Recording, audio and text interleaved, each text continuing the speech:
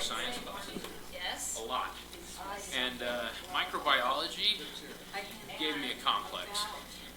So Straight up. Anatomy was fine, everything else, but I got that microbiology freaked out class in the ruined me. I got freaked out in the food handlers. Don't take microbiology ever then. Fringy, blah blah. Because when you Live start- on the counter for, you know. Yeah. Hear ye, hear ye, hear ye. The time is 12:01.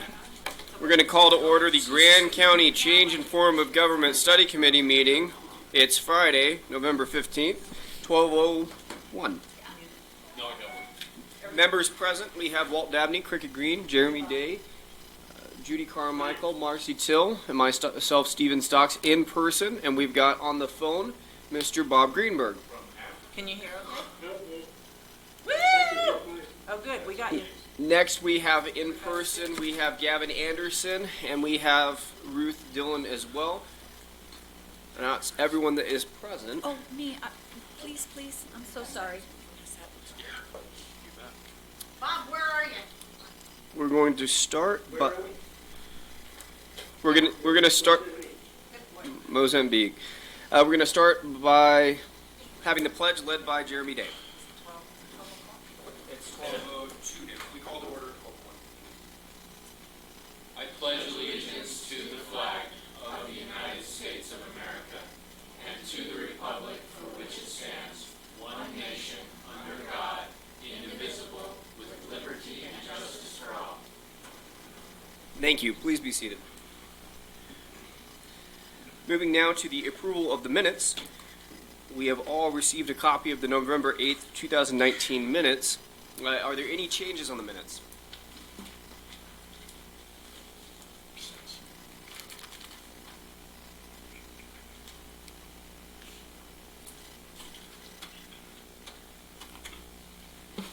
Better. Much better. Yeah, really. We've got a motion from Judy Carmichael to approve the minutes. Do we have a second? Second by Marcy Till. Any discussion? Seeing none, we will move to a vote. All in favor of approving the minutes as is, please raise your hand or say aye. Aye. Aye. Did he say aye?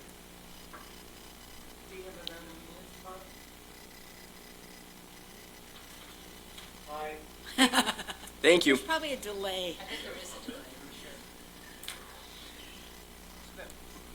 Oh, it passes unanimously 7-0. Moving now to general reports. There are none. Moving now to community outreach and possible action. There are none. Next, citizens to be heard.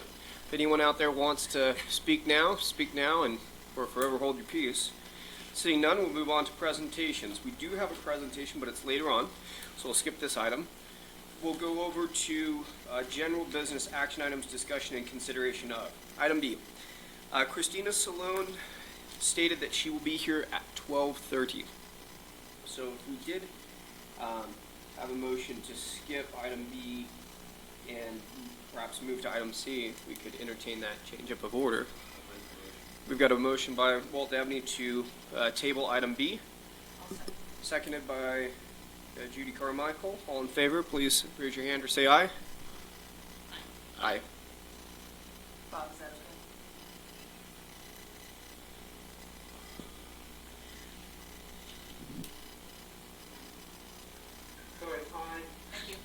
Passes unanimously 7-0. We'll now move to item C, reviewing and revisiting the transition plan.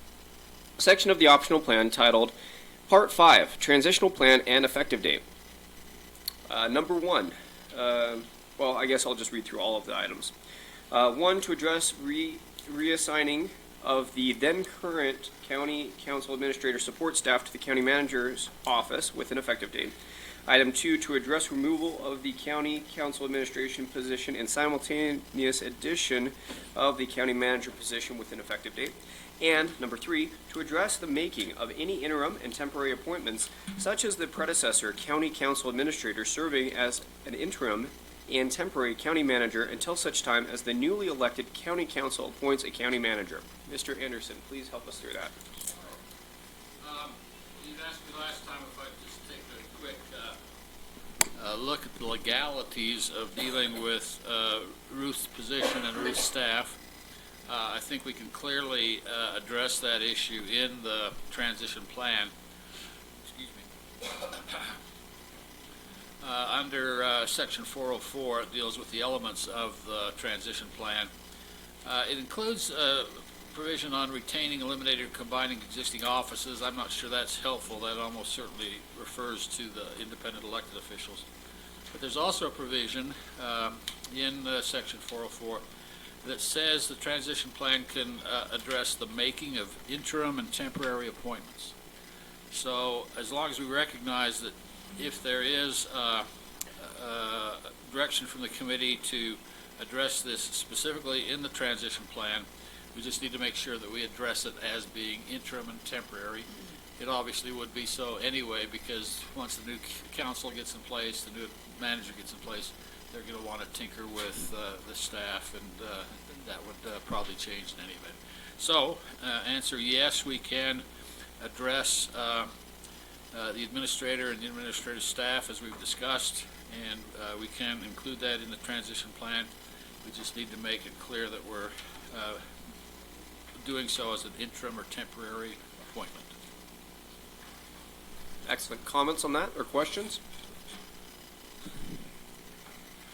I mean, I can reiterate what I kind of said last week, was that I think this is an important thing to do, because we have people who are support staff, and we need to make it clear that their jobs are not going to, so, and business is going to have to get done one way or another. Do we know if there is a timetable in which the new council has to hire a manager once it's put into place, or do we? I mean, is that part of our?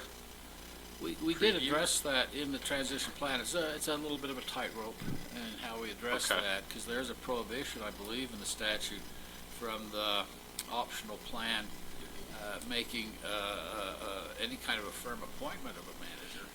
I think the same idea would apply to a manager staff. So we talked about doing it in terms of suggesting that the new council, once their council members elect, the HR element and those folks get together, and they can begin the process after they're elected, but before they take office. You know, course of 6 or 8 weeks. That's Even though they wouldn't be sworn in. Yes, they wouldn't be sworn in. Obviously, the manager would not be sworn in. and then they'd have to vote on it within their first month. Exactly. Okay, that makes sense. That gives them a little bit of a buffer time to find someone. So, I mean, my thought is we word it as, and we'll have Mr. Anderson obviously assist that, but pretty simple. The less I think we get in the muck with it, the better. But just all staff will transition to the manager's staff during a time period until the new council hires its city manager. We would just have the. And they're sworn in. And they're sworn, but we would be we would have what. Now I'm getting to where Walt was on this. That right now, Ruth, you are an administrator, so what we would have to word it is the council administrator will transition until the time in which this the council chooses a manager. That's item 3. Okay. There's some guidance there. Yeah. And we did talk a little bit about splitting Ruth's position and the staff up a little bit between And I a think manager, non-existent yet manager, and council staff. Marcy, what are you confused about? Okay, so We're addressing number one. I can't hear anyone but Gavin and Ruth. That's because you're right in front of him, Bob, and now I'm going to eat the mic. Passing around. Okay, so let me just make sure I understand what's going on. So, council people, if this passes in 2020, council people are elected in 2022. Yeah. Okay. Formally take office in 23. They formally take office January 2023. But you were suggesting that after the election, who plus HR begins the process of hiring the manager, the existing council people, the new council people. Yes. So they're going to be working pro bono until they get on board. They can pay themselves retroactively after they. I mean, obviously, it's in their best interest Yes, to exactly. start this process as soon as possible. Well, and I just I would, wonder if that's, I would think they would want to legal or choose acceptable. who I they don't think, want to I work don't know with. that they can take action legally, but HR can, right? Not until they're sworn in, No, what they're doing is they would look at the appointment. How they would do is they would list the job description of the county manager, and what we've discussed in the past is either they would conduct a meeting to have that protocol go forward, and then actually look at the interviews and hiring someone once they actually take office formally. Exactly. So they would be doing The the whole groundwork for any action they later take, but they cannot hire anybody Until after. until after. I think that's clear, yeah. But so the work They that they're cannot- doing. They can't formally meet either. Individuals can meet with the HR director, but they can't have a meeting. No, they're not They're a, not bo- sworn They're not in. elected they're not a officials. body yet. Why not? They're not sworn in. Yeah. They're not an official meeting. Yeah, they're not an official body yet. They are if it's a quorum. I'm just saying you can't have a quorum because then you have an official meeting, right? But they're not sworn in, they're just citizens. Citizens, until- Oh, I see. I'm with you guys. Okay. Yeah. Okay, The so key word was citizens. I was trying to figure out. so yes, Mr. Greenberg. I have a suggestion. It seems to me that the existing council could appoint the newly elected council members as a hiring committee, just like any other county advisory committee, We could remember. to begin to conduct the That's search. not a bad idea. Everyone seems to nod their head in approval, and they like your idea, Mr. Greenberg. Can we require that, Gavin? Requiring might be a, Requirement might be strong, he says. requirement might be a little bit strong word. I think we could clearly, Recommend it. recommend it Put as, in the recommendation. as part of the transition plan. And That's probably good even enough. word it as a recommendation, transition plan. Because that decision will obviously be up to, Doug's taking pictures of our donuts. Hey, those Oh, are, you can only Those take are a picture if Dunkin'- you have one. Let's not get on the topic. You have to have Can't one. hear us very well. I'm sorry. picture worthy. Anyway, yeah, we could do something like that, bearing in mind that it would be a decision made by the then existing county council. So, focusing our attention on item 1. Item 1 is to address reassignment of the then current county council administrators support staff to the county manager's office with an effective date. Does it seem that we have consensus on that issue? Does anybody want to speak to that? Mr. Dabney? The only question I have The only is, question we have I think is- Jeremy brought it up, is some of that staff would go to the manager, but some of it may stay with the Council. council here to do that. So do we want to try to address that? I don't, yeah, I lean toward Ruth on that. I think we get into the sticks there, let the new council So, decide right. that. But as long as we, in that transition plan. Say they go to the manager's office. My whole thing is, I just think it's important that they feel secure, and we're not leaving anything anybody in the cracks. That's just where I'm at. And then once a manager gets in, and then the council can look at, hey, yeah, we need a secretary, and that those are things they can decide. We could put in our recommendations that we recommend you looking at the option of having a secretary for your council. And maybe looking at that office as one of those options. Somebody out of there that's already in staff already knows the nuts and bolts of everything. So I don't know if we want to dictate. I don't know that we can No. dictate anything. So, but we can recommend. I like the I recommendation. think we If can we can just say recommend that. the staff moves to the manager's office, but the option of them making a decision that some of them may go to the council Yeah. as support staff. The last thing I would say, and give this back to you, is to go any further than that is unnecessary, because whoever the county manager is going to make a decision whether those people are people he wants to keep or she wants to keep or not, and that's none of our purview. Yeah, I think. Okay. I agree. I think as long as we just set it like these folks that are hired right now transition here. Here's where this transition happens, and we recommend that as a council that you have a secretary that can assist you in your legislative duties. Or that you consider it. Yeah, that you consider it as a recommendation. So, Good here. Any other thought apart from inserting that language that's essentially the minimal language as possible to just reassign? Any other points of view?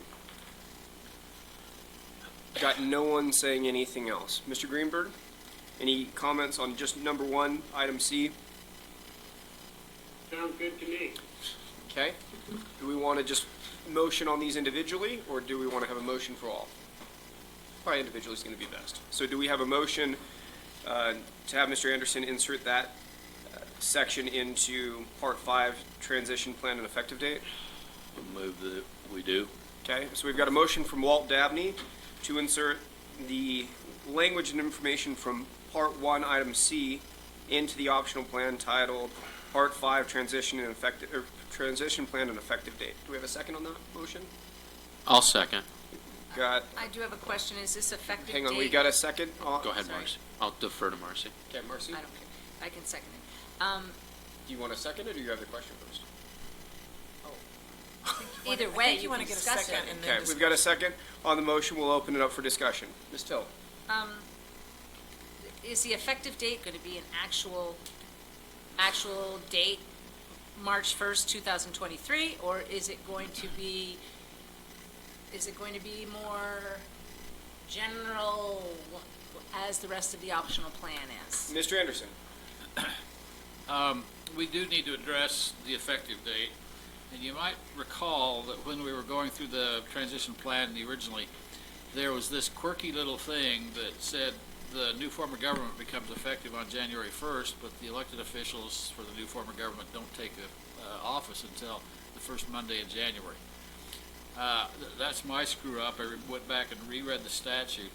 The statute says regarding the effective date that the optional plan becomes effective not earlier than the first day of January.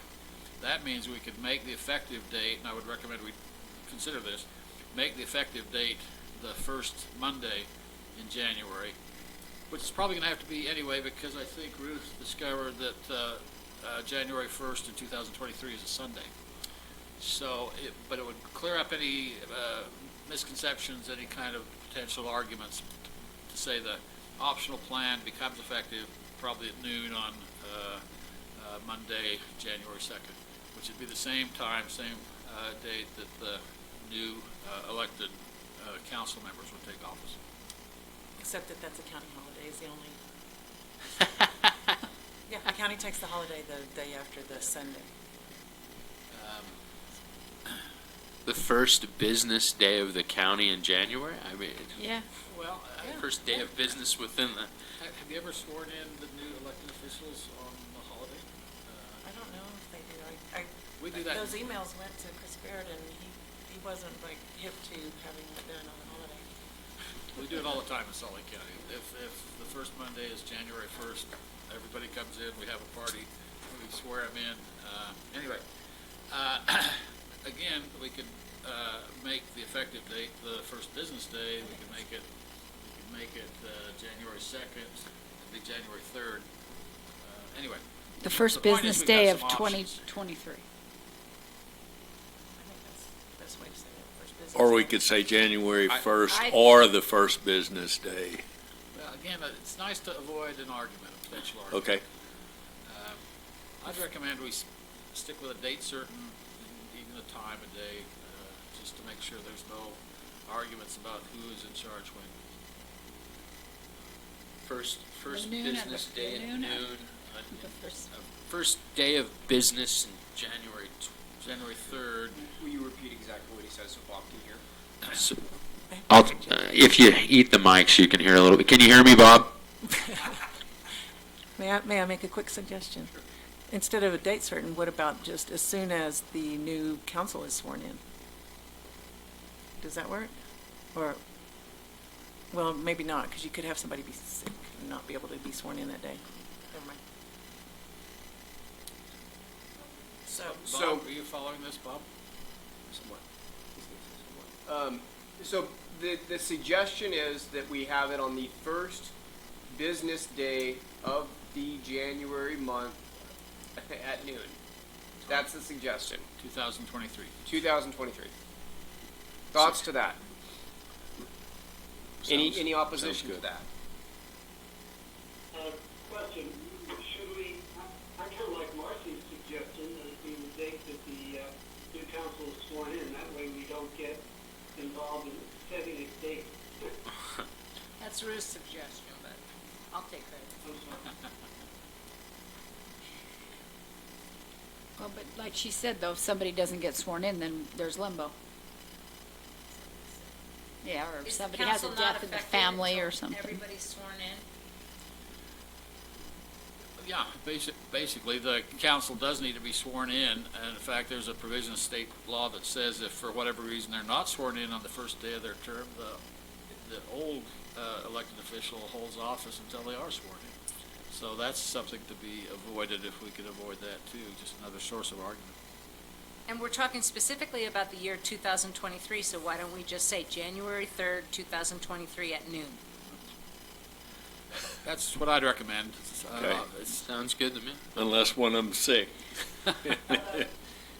Suck it up. Added or, Bring them in on the date litter. that the new council is sworn in, whichever comes first. What do you say?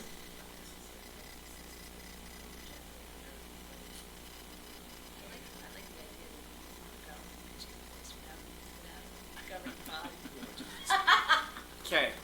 Marcy's being cute. So we need a motion. We've got a couple different ideas floating around. If anybody wants to make a motion, I would entertain a motion. I would like to make a motion that we follow the direction of our attorney and say January 3rd at 2023. 2023. Okay, we've got a motion to As an have the effective effective date for January 3rd, or sorry, technically we should vote on the first motion or have a substitute motion. Correct. What's, Yeah, What is was the first? motion? The first motion was to adopt item C, number 1. And the last part just says with an effective date. So we would have essentially a substitute motion to include the language of January 3rd, 2013 at noon. Is that what you're trying to make? Yes. That's exactly what Judy did. That's exactly what Judy's trying to do. Perfect. Okay, do we have a second on the substitute motion? I will. Got Cricket Green, seconds the substitute motion. Discussion on January 3rd, 2023 at noon to be the date that is inserted with the language from C1. Just real quick, so so the substitute motion includes the first motion Yes. and Yes. adds the second, so it's really more of an amended motion. A substitute would take the place of, Yeah, which this is is not an what we're doing. amendment, Amended, I'm to the sorry. motion. It's not an Thank- amended motion, but, okay, so Judy made that and Cricket second. Any discussion?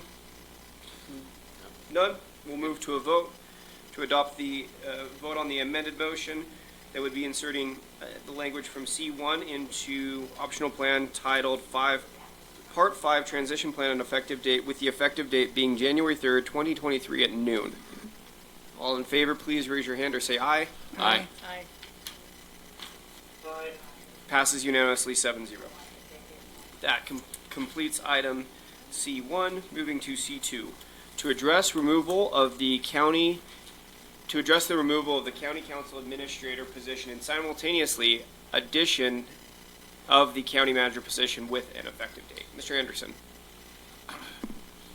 Again, this is, pretty well tracks with our discussion of number 1. And this pretty well tracks with the decision we made on, part 1. It's just a matter of clarifying, spelling out in the transition plan, that this, reassignment of the administrative support staff also includes reassignment of the administrative position itself.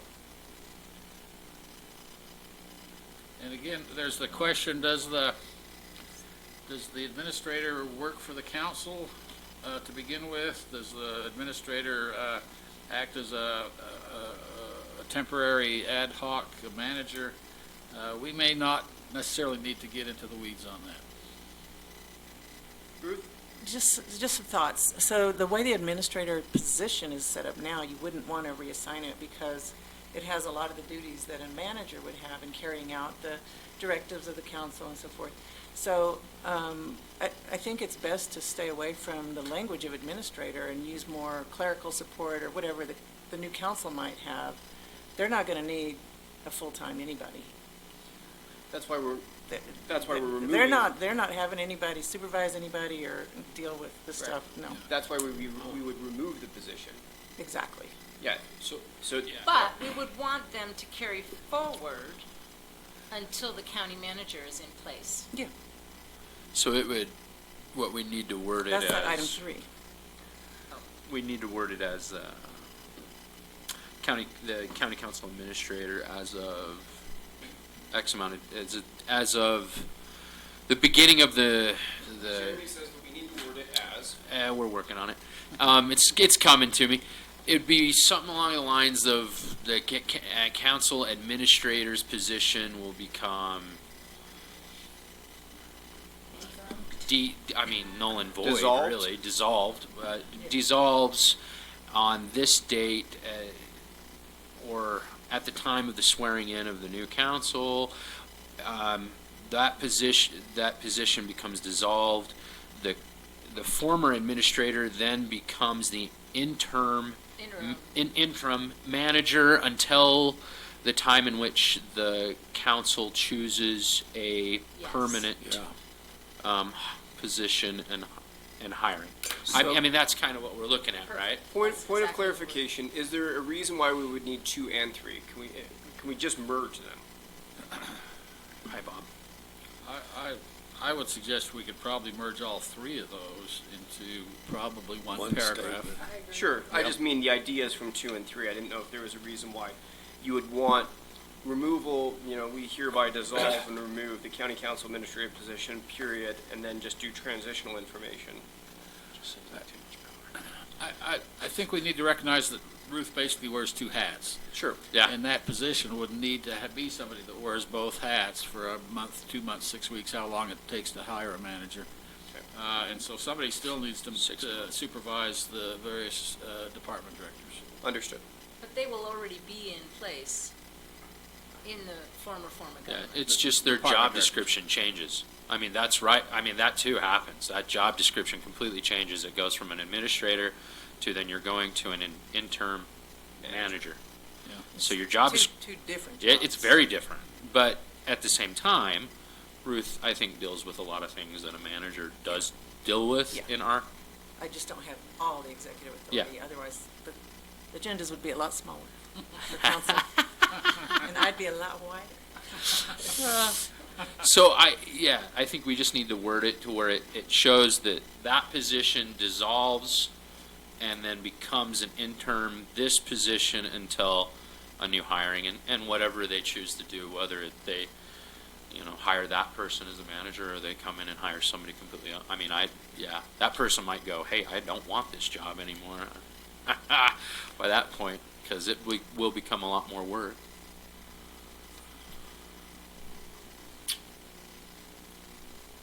So anybody want suggestions on how to word that so we can make a motion?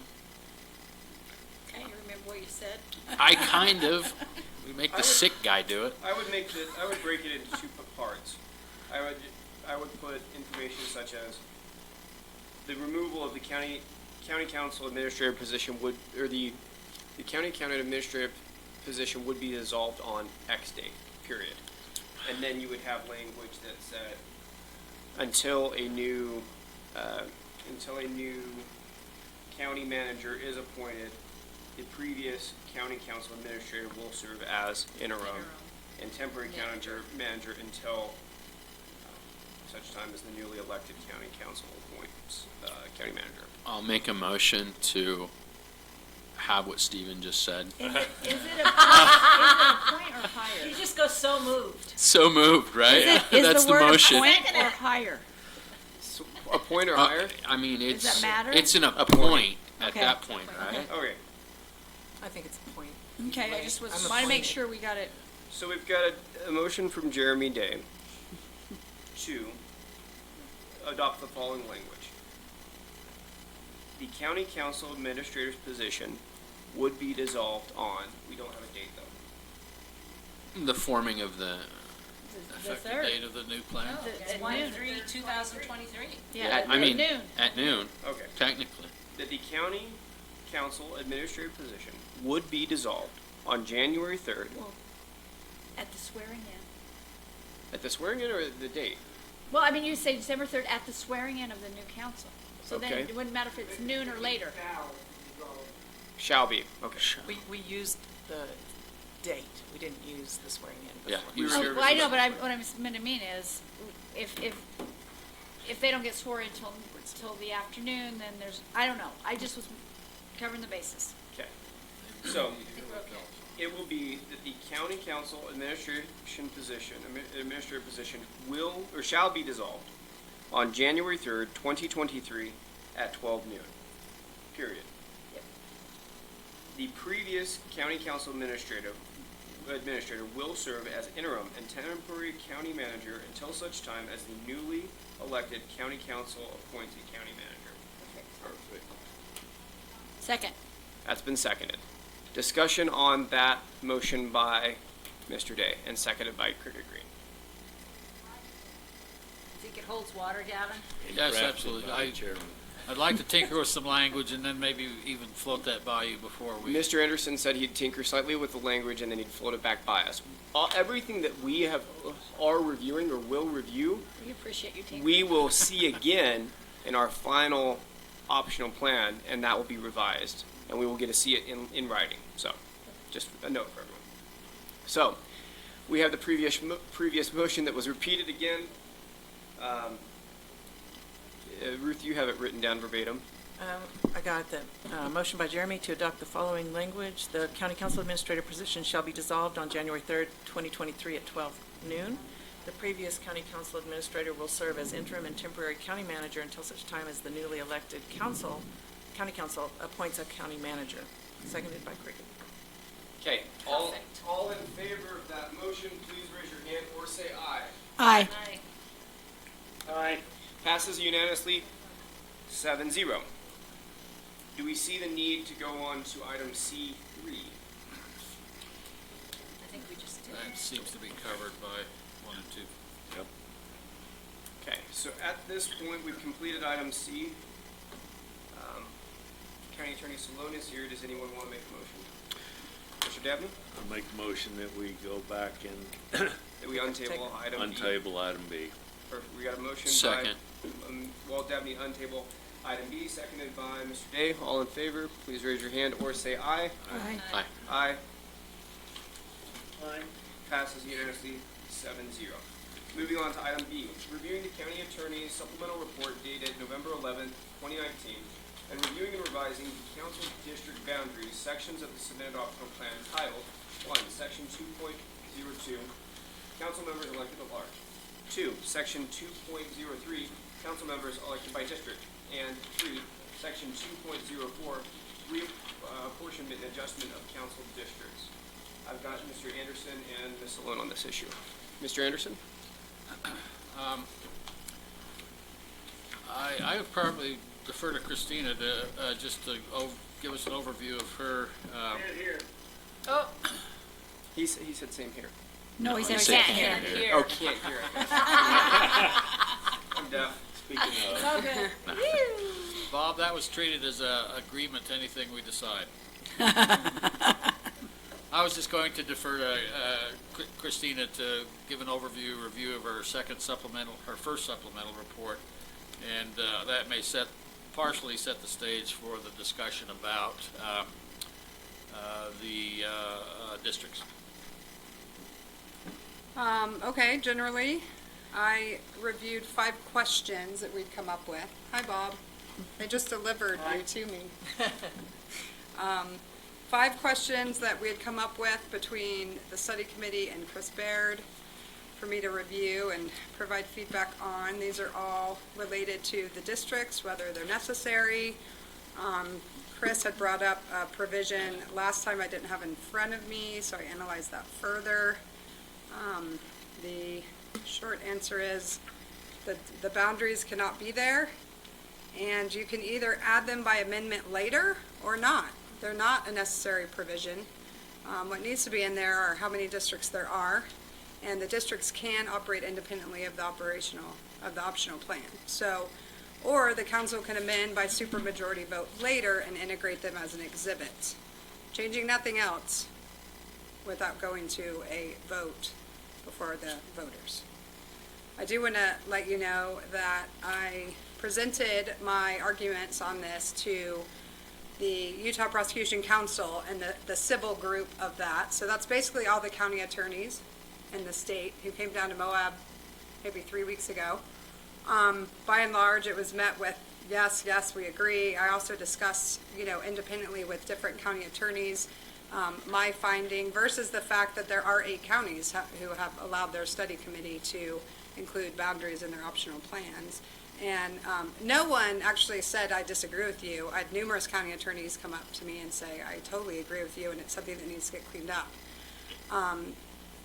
And Morgan County, who of course has been going through this as well, he also brought up a good point during my presentation, which was not something I'd emphasized before, but I did bring up here, which is the statute specifically states that the study committee shall not include anyone who is an elected official or a county employee, which is quite a broad limitation, right? That included all of our local districts and all of our special service districts.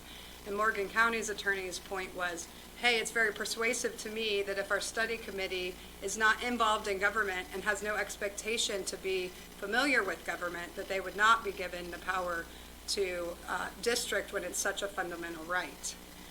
Subsequently, UAC started working on, and every year there's a change in form of government tweak. So this isn't something new that's unique coming up with what we're going through. It's very common most years that there's a change in form of government bill run, and they had already started working on that one. I know you guys presented some information to UAC. Morgan County had presented information to UAC, and it's actually a prior legislator out of Morgan County, Representative Logan Wild, who's sponsoring it. And UAC was very compelled to put expressly in here that the study committee should have no power to redistrict, using the same language that's in the election code and all the other sections I cited, where it's so clear that the county has the power. The language is draw, redistrict, create, amend. They're going to use that same language in the it's in the working draft, assuming that that version gets passed. So those are 2 other updates for you guys. Any questions?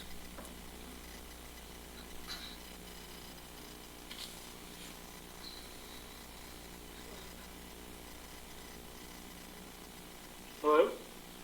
Any questions your chair has asked? I'm trying to think of other things that are interesting in the working bill. They're cleaning up some other inconsistencies with the election code timeframes and language.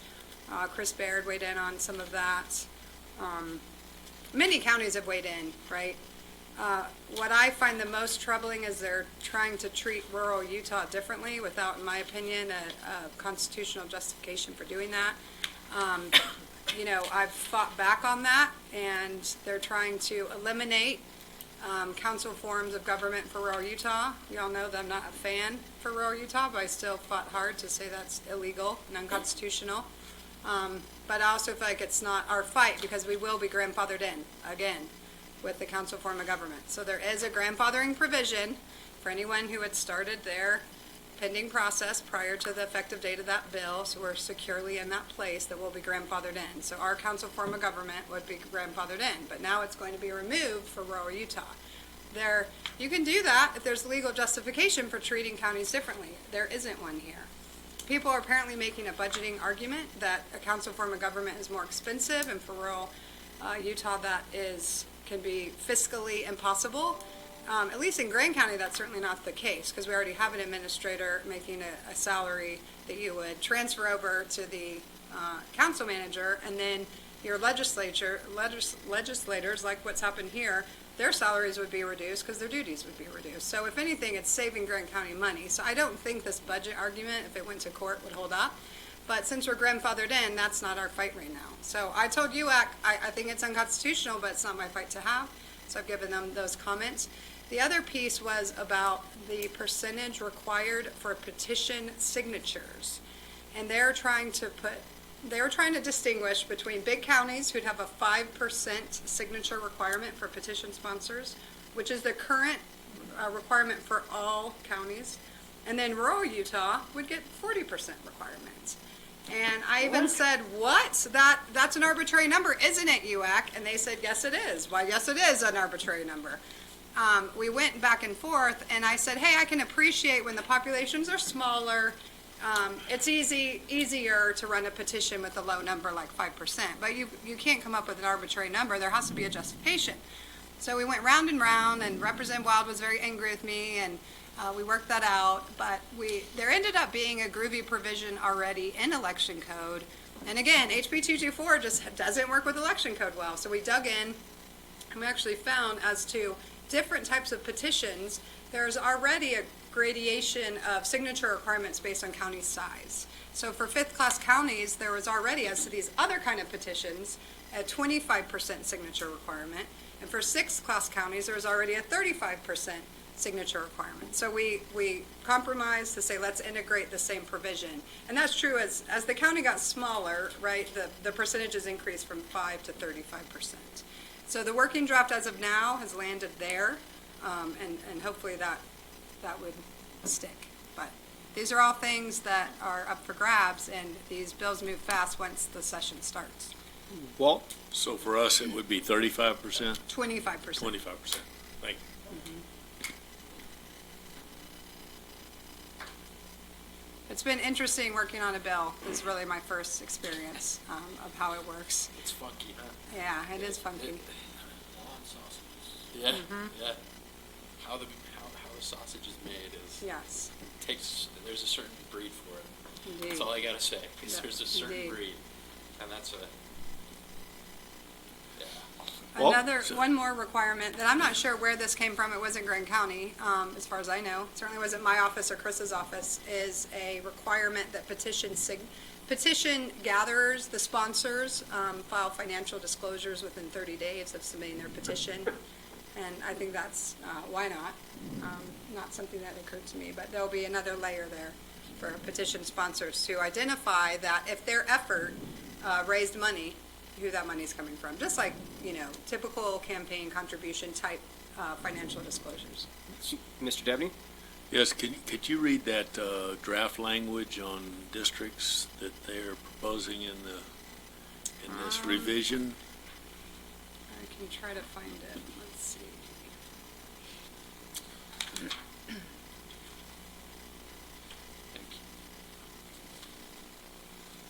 Keep in mind, Walt, that's good. Chrissy, would you repeat the question, please? Walt's asked me to read the revised language on the working bill that relates to districts. And then, this, I know you don't have the answer to this question, maybe Jeremy has more experience, but, so, they put together this bill, they've got all this input, they get it all lined out, and what's to prevent it from being something completely different by the time it gets to the floor? Nothing. Nothing at all. How do you nurture that along? Well, that's why the relationships with the sponsor, Representative Wild and UAC, are very important, because they'll know going in what their constituents want, what the various counties want. So was UAC responsive Oh, to yeah. our issues and felt like we were totally legit? They were ahead of it, I think. I mean, honestly, they're aware Mr. of Chairman, it. I cannot hear the discussion without the microphone being passed around. They were aware of it. Bob, I asked if UAC felt like we were in line with our letter.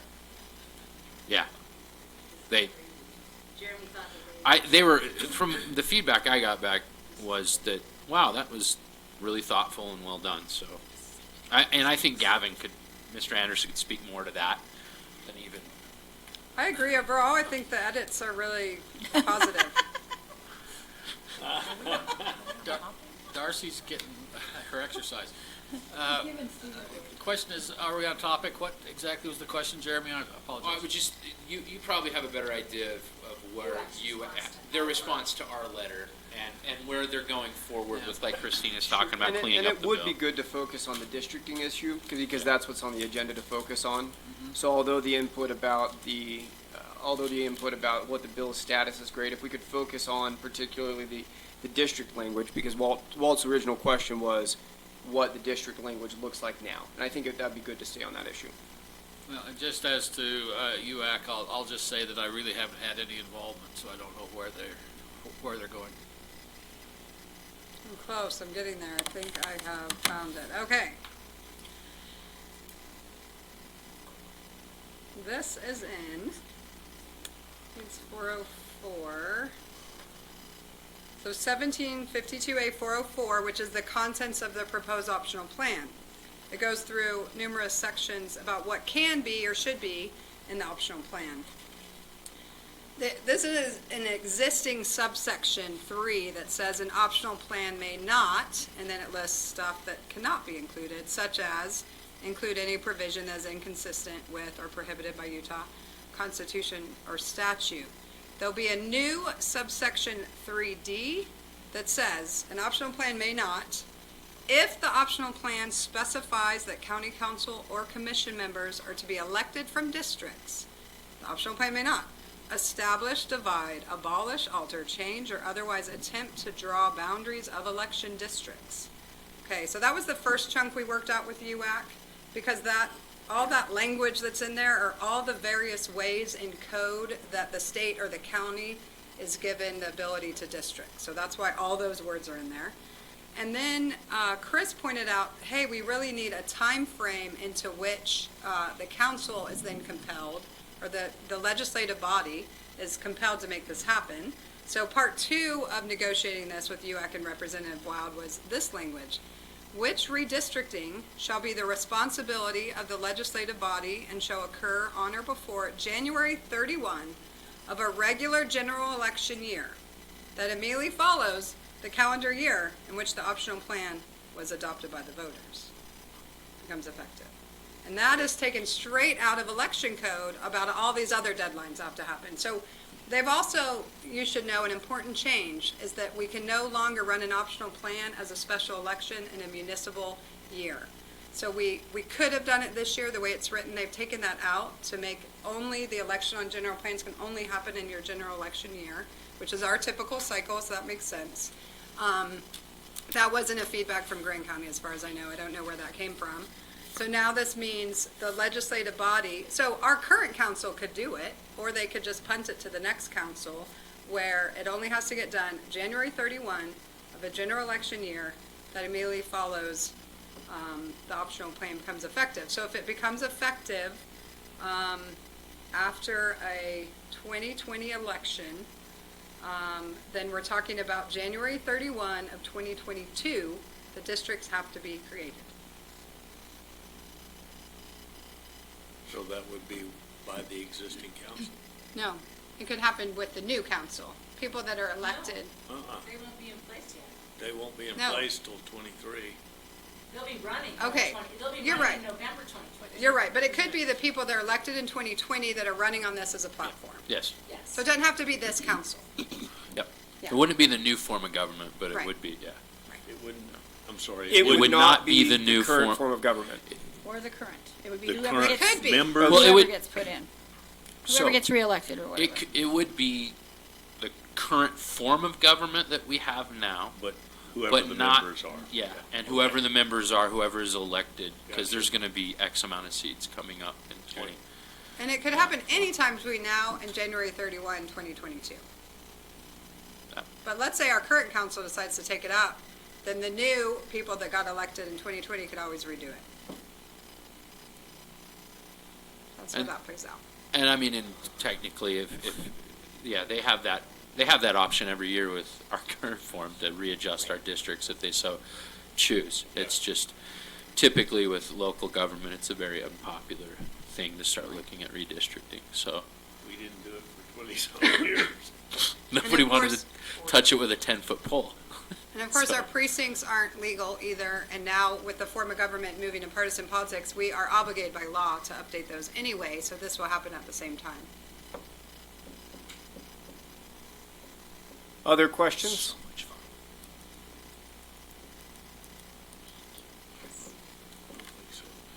No.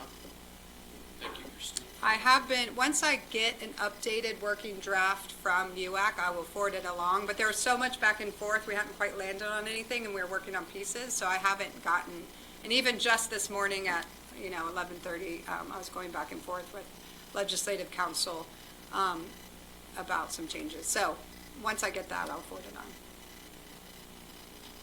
Excellent. Thank you very much for the report and information. Great. Am I done? May I be excused? Yes. Great. Thank you very much. Funny. Thank you. So now moving our discussion on, now that we have that information, we've got the sections 2.02, 2.03, and 2.04 that we need to address what we want to do with our current districting plan. The information that's been presented, just one second, Bob. The information that's been presented previously, our districts that we have drawn are not correct as they stand. So what the language and information that we've been given by Christina has been that we can recommend that there are districts, but we cannot draw them. So if we can start the discussion there and focus around issues regarding districting, we can go from there. And Bob's going to go first. Thank you. I don't know if you've had a chance to read my email,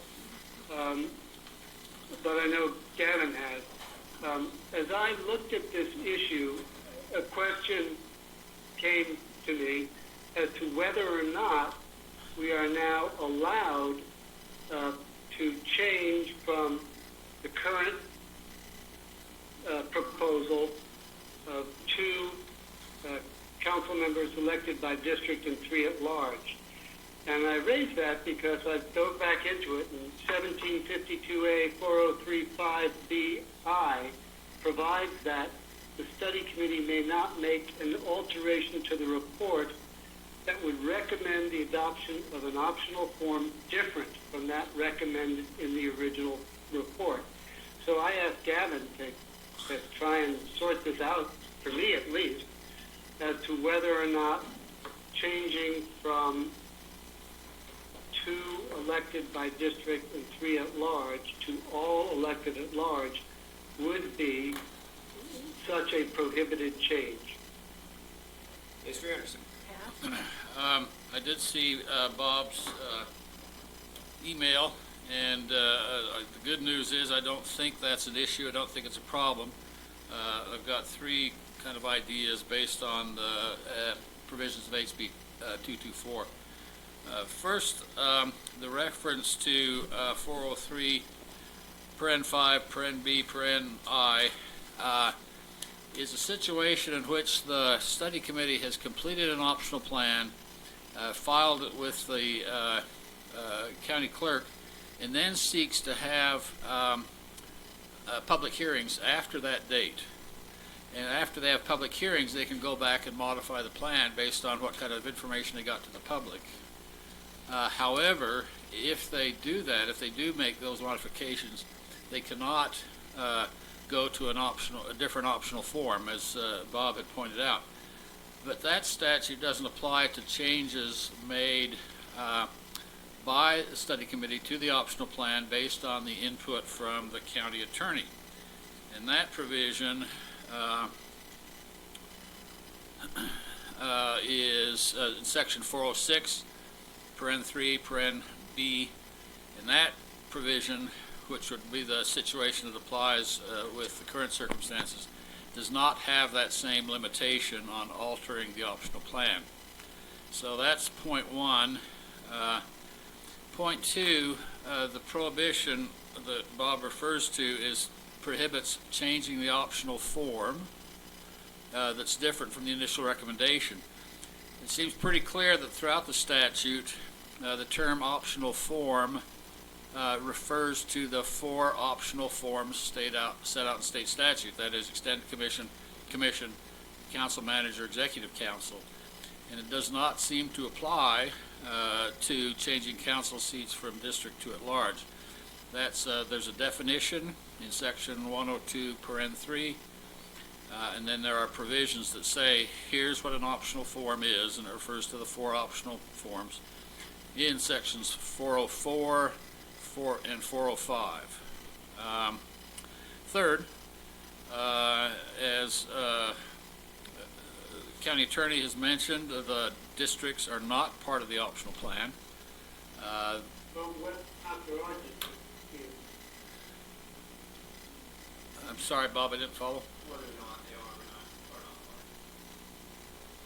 not. It doesn't. The boundary. Boundaries. Yeah, just the specific boundaries are. Specific boundary, district boundaries are not. Okay. Right, got it. I understand. But again, that raises the question of whether the districts at all are part of the optional plan. Anyway, my conclusion based on those considerations are that there's not a limit on changing at-large districts to, or at-large to districts or districts to at-large. Thanks, Kevin. Mr. Chairman, can I go on? Sure. Yes, Bob. I'd like discussion with a motion that we simply move the relevant sections on the district boundaries to our recommendation. Okay, so you would make the motion that you would just move The maps. the language from, that there would be a rural district and a city district into the plan as opposed to naming particular zones and areas with maps. Correct. Okay, we've got a, And the maps be moved to the recommendation. and the maps move the recommendation. We've got a second. Discussion. Who seconded, sorry? Sorry, Marcy Till has the second. Discussion. I'd like to speak. So, this issue of districts and at-large has really been one of the primary kind of things that has been on my mind with this whole process. And I've spent a lot of time thinking about it. And you guys know that one of my ideas is how to attract the best candidates, how to attract people who want to serve, who feel that it is a civic duty. I feel really good about the idea that we are actually lowering the pay for our elected officials and engaging a manager to do the professional work. And the conclusion that I've come to on this districting, because when I was so surprised and somewhat offended with the county attorney's initial response to the plan and her vehemence about the districting, I really kind of had a knee-jerk reaction to that, and I'll just honestly say, my initial reaction was fine. We're going to go to 5 at large, and that's why I asked a month or 6 weeks ago, do we have to scrap the whole plan in order to redefine it? And I have been thinking about it ever since, and this is where I stand today. I do think that districts are valuable. I think they are viable. I think there are not very many ways that you can divide Grand County into 2 districts, whether it's north and south, east and west, whether it's the city in the center and rural in the outside, which obviously we are in favor of. It's going to have to come down to one vote, one person. And I still like the idea that every resident has a district representative in addition to the at-large representatives that they get to vote for each time. And I just like the idea that I can say, hey, I know you're my district representative, I'd like to talk to you about this. And I think we run less of the risk of everybody who runs being from Moab City proper. And so I've reversed my position from districting to at-large, back to districting and at-large for those reasons. Paul?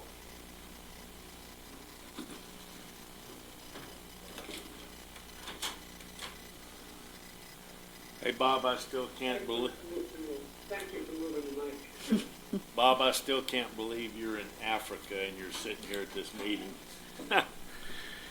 I was, just like Marcy, I was pretty furious at this ruling. I feel better after listening to the rationale today that it truly is in the law that it's pretty clear, although in HB 224 it absolutely was not. I was convinced we had the authority to do that. Again, I was at all the open houses in the 4th of July thing, and the clear favorite of the people we talked to and responded back to us was that we have a combination of the two districts in that. I also got a lot of feedback from people that said, how in the world did you think of the urban versus rural thing? We really like that idea. You know, one of the rationales that Christine was talking about, one of the reasons the study committee doesn't have the authority, or they don't give us the authority in hindsight to do this, is that we're not elected representatives. We haven't been part of government, maybe, except that a couple of you have. But even if that weren't true, I think we did an absolutely outstanding job in putting this proposal together in a very open and honest way. And in the spirit of the thing, I agree with Marcy. I'd like to stay true, and I understand it's got to be a recommendation now, but I'm still really comfortable with it being 3 at large in the 2 districts, and with the strong recommendation and our attached maps, which are going to be pretty hard to argue against as far as them not being objective. Again, they have to, or they will have to be substantiated based on the 2020 census, but that adjustment will still have an urban and rural component. I think that'll be pretty obvious. Thank you. We've got Mr. Day, and then we've got Mrs. Hill. Got Mr. Day, and then Mrs. Hill. So my fear with this motion is really simple, is that we're still giving guidelines to the council to set boundaries, whether those boundaries are done on a map or whether we give direction that they should be rural or whatever. I mean, the reality of it is we either say 2 districts, and you can put in your recommendations everything we want, but that doesn't mean they have to follow it, doesn't mean they have to do anything with it. And I'm going to just come out and say it. I don't have faith that the current county council will follow our recommendations. And we get into, I mean, essentially, we're going to get into that gerrymandering fight no matter what. And that's what it's going to come down to. That's the reality of it. This is what we're looking at. We either say, yeah, we're completely comfortable with just saying 2 districts, and what we get is what we get. Whether we, and I voted for those 2. I thought we had every ability, and I still would argue that case. I know what the intent of the bill was intended for, and I know that there's going to be argument for it on the floor when it goes to before it comes law of who is it? Are we an extension of the county, or are we a recommendation board, or are we an extension of the legislative body at the state? And do we carry a little more weight that way? That's going to be argued out when they clean this bill up, but that's not going to happen for us in a timely manner that's going to add input to this decision. This decision right now needs to be based on, do we feel comfortable kicking this can to the current county council to decide? And my experience throughout this entirety of this process is I don't feel comfortable. I just don't at this point. So that's where I stand on it, is do you feel comfortable that the county council will follow our recommendations, or do you think that it's just going to become another tool in the bag of politics that it's going to be and that's the reality. That's what we have. we can put all the recommendations in it we want. Process was really neat. We got it down really clean, and it was really nice. And I'll reiterate, I was pretty upset myself. As we all know, I lit up that meeting pretty hard. But the reality of it is, I also see Christina's argument, and I can see where legally, it wasn't spelled out in that law, and that's reality. So the decision comes down to is how much faith you have in the current council, and as far as I'm concerned, I don't have the faith in them to be able to hand it over to them and get what we get. They could just make 2 districts based on, what they want, and as long as the population was 1 within 1, it doesn't have to be reflective of any of our recommendations, period. Whether that would be silly and unpopular on their part, well, so are tax increases, and we see that happening. So those are unpopular also. This is not, this is where it comes down for me, is how much faith do I have in our current elected representatives' ability to do this without getting into the weeds. So, Bob, did you want to be added to the list? Yeah, can I get in the queue here? Yep. I'll let, it's going to be Marcy, Cricket, then Walt, then Bob. Pass Bob down. So, Getting car sick? I had, Jeremy, I had the exact same thoughts initially. If we can't control what the districts are going to look like, then if we can't assure that, then I'm bailing on this concept of districts. But I already stated why I think they're still viable and important. And I also think it's very timely. I do believe the county clerk has been in on these discussions. He's very intimately aware of what we've kind of been through and can communicate that to the current council. I think there are members on the current council that think we hit the nail on the head with our concept of districting. And I think we, the census information should be available in March or April. And I think we implore this clerk and this council to make these districts before the end of 2020. And as people are running for office in 2020, they're going to have to take a position on this concept of these districts and what we've recommended. And I think that's also going to be an impetus for them to be implemented. We've got Cricket next, then Dabney, then Bob.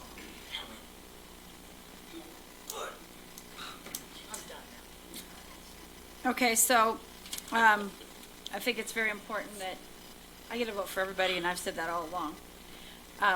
I got Bob's argument about how a lot of people who lived in the county felt like the planning and zoning didn't represent where they lived because the people on it were in the city, which was me.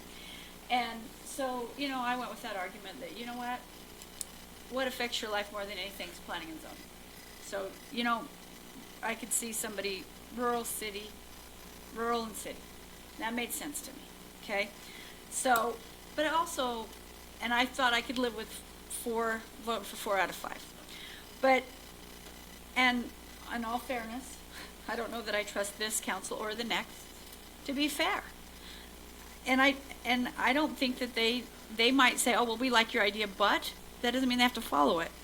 And I'm going to have to sell this new form of government to people. I have to say, you know what, I think this is a really great idea. I didn't really want a commission, I wanted a council, but you know what, you've sold me and that. But you can't sell me if we don't get to see what that district looks like. I just can't go there. And as far as like Jeremy's discussion about, public pressure didn't work for taxes, and it sure didn't work for wages. They still gave themselves those huge raises. So I don't think they listened to public pressure. So I feel like, and I don't feel like there has to be that one person that I voted for, my district's the only one representing me. No, all 5 of them are. And if I can go to all 5 of them and say, you know what, I really have a problem with this. And I would be willing to go to all 5. I don't expect one of them to owe me more because he's in my district than the other 4 I voted for. So that's my say. We've got Mr. Dabney, then Bob, then myself. My first is a question. Am I confused that I thought this council would not be making this decision? They have the ability and the power to. They always will. Any council will always have the ability to change it. And this notion that we don't trust whoever the council is, that'll always be the case. Well, point of clarification. They cannot change the boundary maps if there are no boundary maps. If it's all at large, Yeah, then they can't change it. I understand that. But, Right. But the district boundaries in the future can They- be changed If, by if any, it's districts, then anyone can change it. Yes. yeah. But you're making my argument right there. Well, no, that's always been the case. And it's never the happened. boundaries that we have right now were set in '92. Right. This is 2019. I know. That's not a huge argument that Mr. That Anderson they're would like to likely to do respond that. Clarify. Well, can I just clarify in terms of how, Pass Bob. I get it. Hang on, Mr. Anderson. Bob's going on, hey, that's a flat Bob. Bob, are you getting car sick yet? Instead of a flat Stanley, we have a flat Bob. I just want to clarify, I think there's an important issue that you need to be aware of when you talk about the ability for the council to change district boundaries in the future. And let me make it clear from the start that this is a major public policy decision. It is absolutely none of my business. And so this is maybe a legal fly in the ointment as you make that policy decision. One of the challenges with the fact that district boundaries are not part of the optional plan takes district boundaries outside of the current statute that says, here's how you amend an optional plan in the future, including amending boundaries. If it were part of the optional plan, then amending boundaries would require a vote of the people. Or if you argue against that, at least it requires a supermajority. With the boundaries not included as a part of the optional plan, then it can be voted on passed by a three-person majority of the council. The biggest problem with this notion of taking boundaries outside of the existing optional plan process is there is no statutory guidelines. There's no standards, there's no timeframes. The time frame that Christina mentioned is a proposal, and it may, depending on how it's eventually worded, may not even affect Grand County if grandfathering goes through. Just a couple of legal issues, and I apologize, I probably shouldn't be sticking my nose in that. Appreciate it. Yeah. Thank you. Clarification, thank you. I've Means got a lot. Mr. Dabney. Did you have more to finish? More comments to make? I don't think so, and I appreciate Gavin's clarification. Okay, we've got Mr. Greenberg. Did he hear? For some complicated issues that have been raised. Yes. First of all, Jeremy, you're wrong. Council will not give Mr. Davis decision. We have elections in 2020. There'll be a new council. And I hear what Cricket say, that she doesn't trust any council. And I understand that. I think if we could have, we might have recommended that we just appoint an emperor and help with all this democracy stuff. I want you all to remember that there has been a bunch of 6-1 votes on this committee, and I've been the one.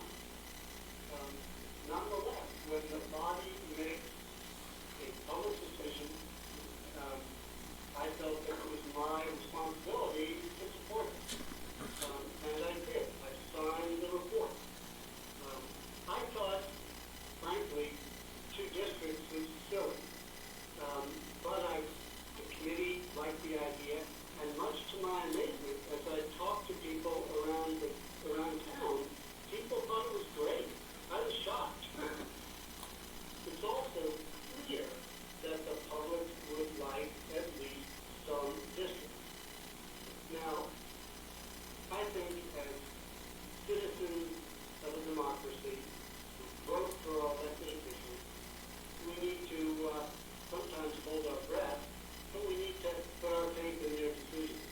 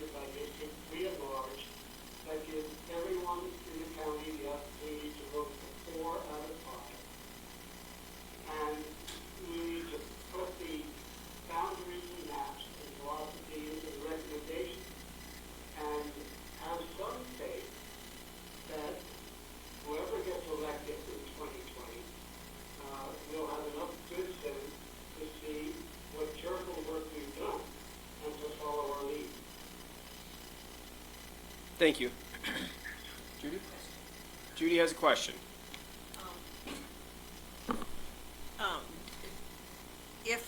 If a person stays with the districts, is the districting going to be determined by the council that sits now, or are we going to recommend that it's done by after the 2020 election?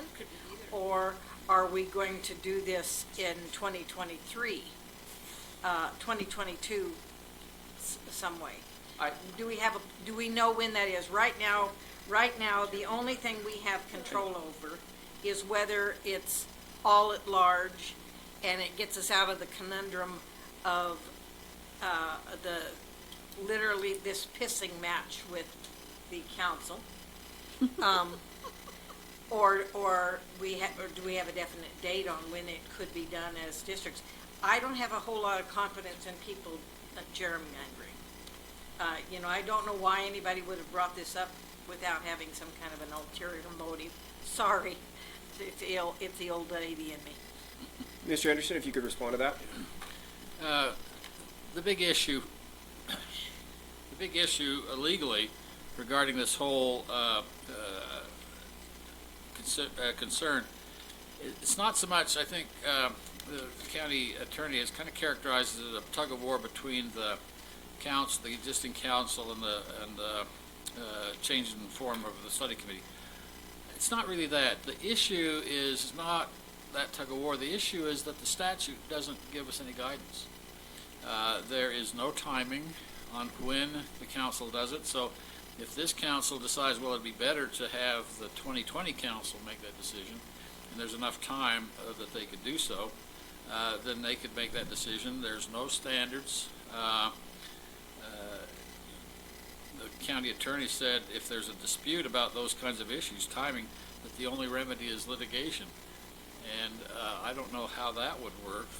A judge was confronted with that kind of question would say, I can't make a decision on this. There's no law on the subject. And then the other issue is kind of unique on the timing of the 2020 census. The report will probably come out within 6 months to a year after 2020, which will be still some time before the new council is in place. And so reapportionment based on that census would theoretically be done by a council that had nothing to do with the newly elected council. Walt?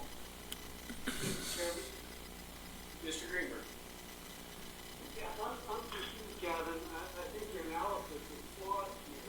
Yeah. How could the current council That's right. set districts that don't reflect the current form of government? That was my question It seems too. to me that districts really can only be set once the new form of government is adopted. That's correct. Which How do you have an means election? that it would have to be a council seated as a result of the 2020 election. The current council can't go to two districts. I suppose they could, but every council can be districts. It's part of their basic legislative authority and right. So the notion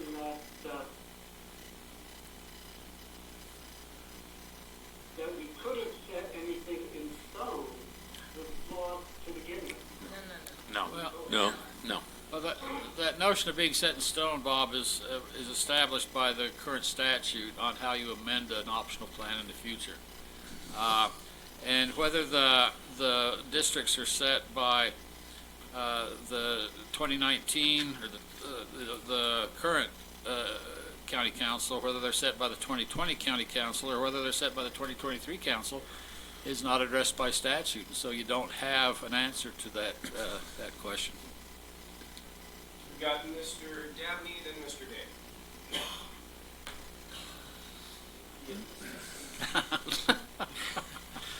Bob, you're causing lots of problems.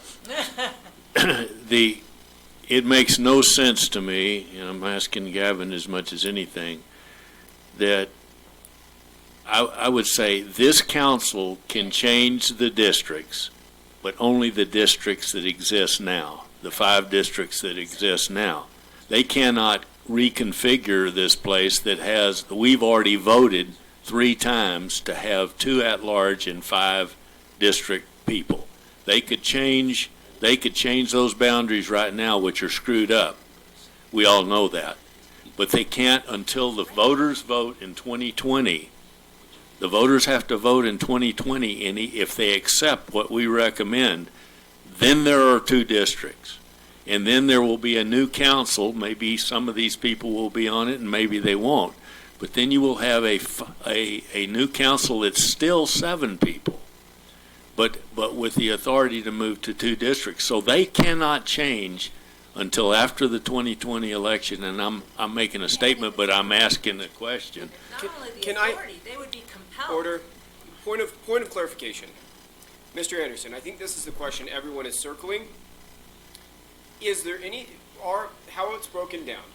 How it's broken down is we have an optional plan with the recommendation. Those districts, can they be drawn prior to the election on this optional plan? Yep. I think absolutely they could be drawn before, Walt, because the citizens, the voters are going to ask, what are these districts we've been talking about? So the question essentially And there's no provision that prohibits the current council from doing that. and the reason why they can draw those districts is because there's no rule book as to when the districts are drawn, by whom the districts are drawn, and or anything like that. And that's the problem that we're running into, and I think that's the confusion. Did I say that fair? I think that's fair. And Are you saying then that any time since 1992, the county council, the sitting county council, although the voters voted 3 times at least to maintain our form of government, which had 2 at-large and 5 districts, you're saying at any time the council could have just said, we don't care what the voters said, we're going to change it to 5 at-large and 2 districts? With the super, Well, hang on. Effective when? Point of clarification. Again, we're looking at 2 different things. We're looking at changing the current form, and there's a mechanism to do that versus adding this to our optional plan. They're two separate things. I'm really uncomfortable because I feel like I'm giving public policy advice, and so I apologize, and I hope you're not taking my suggestions as anything except what I understand to be the current law, and not public policy advice. I don't, there's no prohibition, there's no rule that says the current county council, currently elected, spring of 2020, cannot set the boundaries. In fact, it makes sense that they do, because that would be the culminating aspect of the optional plan. And now the optional plan's done. There was a recommendation from the study committee. The county council acted on the recommendation. It was put before the voters in November of 2020. And the voters now have an idea, not only district and at large, but also what the boundaries of the district are going to be. There's just no rule that says the current county council cannot do it. There's not a rule that says the 2020 county council must do it, or if they must do it, when they must do it. And that's the problem. The problem is that there's no statute. If we could finish this conversation, I get it that they can redraw the boundaries. I don't get it that the council can say, okay, there's 5 of us that are district representatives and there's 2 at large. We're just going to decide that we're going to flip it the other way around and we're going to run that. That makes It's not at all. You're right. They can't do that. okay. They can't do that. Point of order, Cricket. Just let me just Okay. clarify. Maybe I'm thick. Okay, what we're saying is whoever is, whether it's this person now or that council then, is going to set the boundaries for the proposed government, not current. For the 2 proposed, districts. For the proposed form of government, so that the voters know, okay, if we vote for this, this is where the districts are going to be, or if we vote against it, it's going to be 3 at-large commission.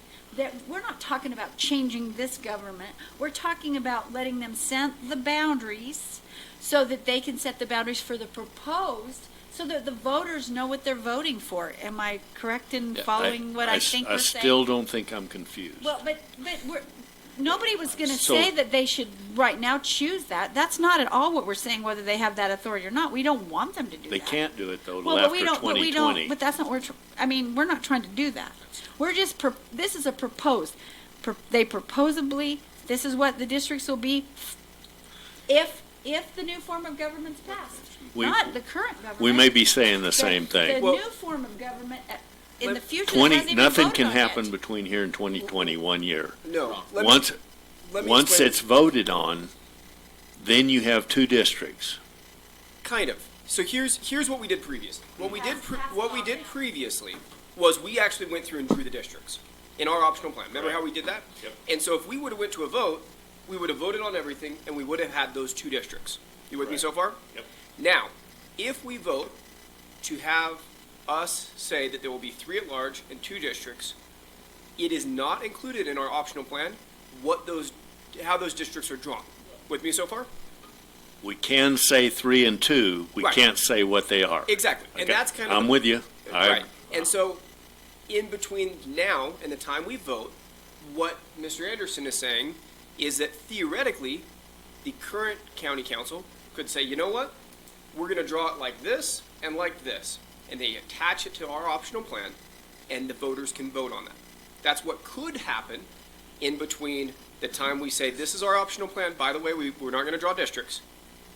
And they could draw in the districts, or they could wait to draw in the districts, and the voters would simply say, we have 3 at large and 2 mystery boundaries, and they could vote on that plan, and then they could put it in place in 1 year, 2 years, 3 years, because there's no mechanism for drawing the boundaries. That's what we're saying. But those people that were elected in 2020 are there until 20, Till the new form of 2022. till the new form of 2022. government. So the next election. Hang on. So 2 years. did that are you with me then? Did everything make sense? yeah, but I think my concerns are still Okay. just the same. All right. So we're going. Everyone wants to talk now. Judy, we haven't heard from you in a bit. Then we'll go Marcy, then Mr. Day. We'll go in that order.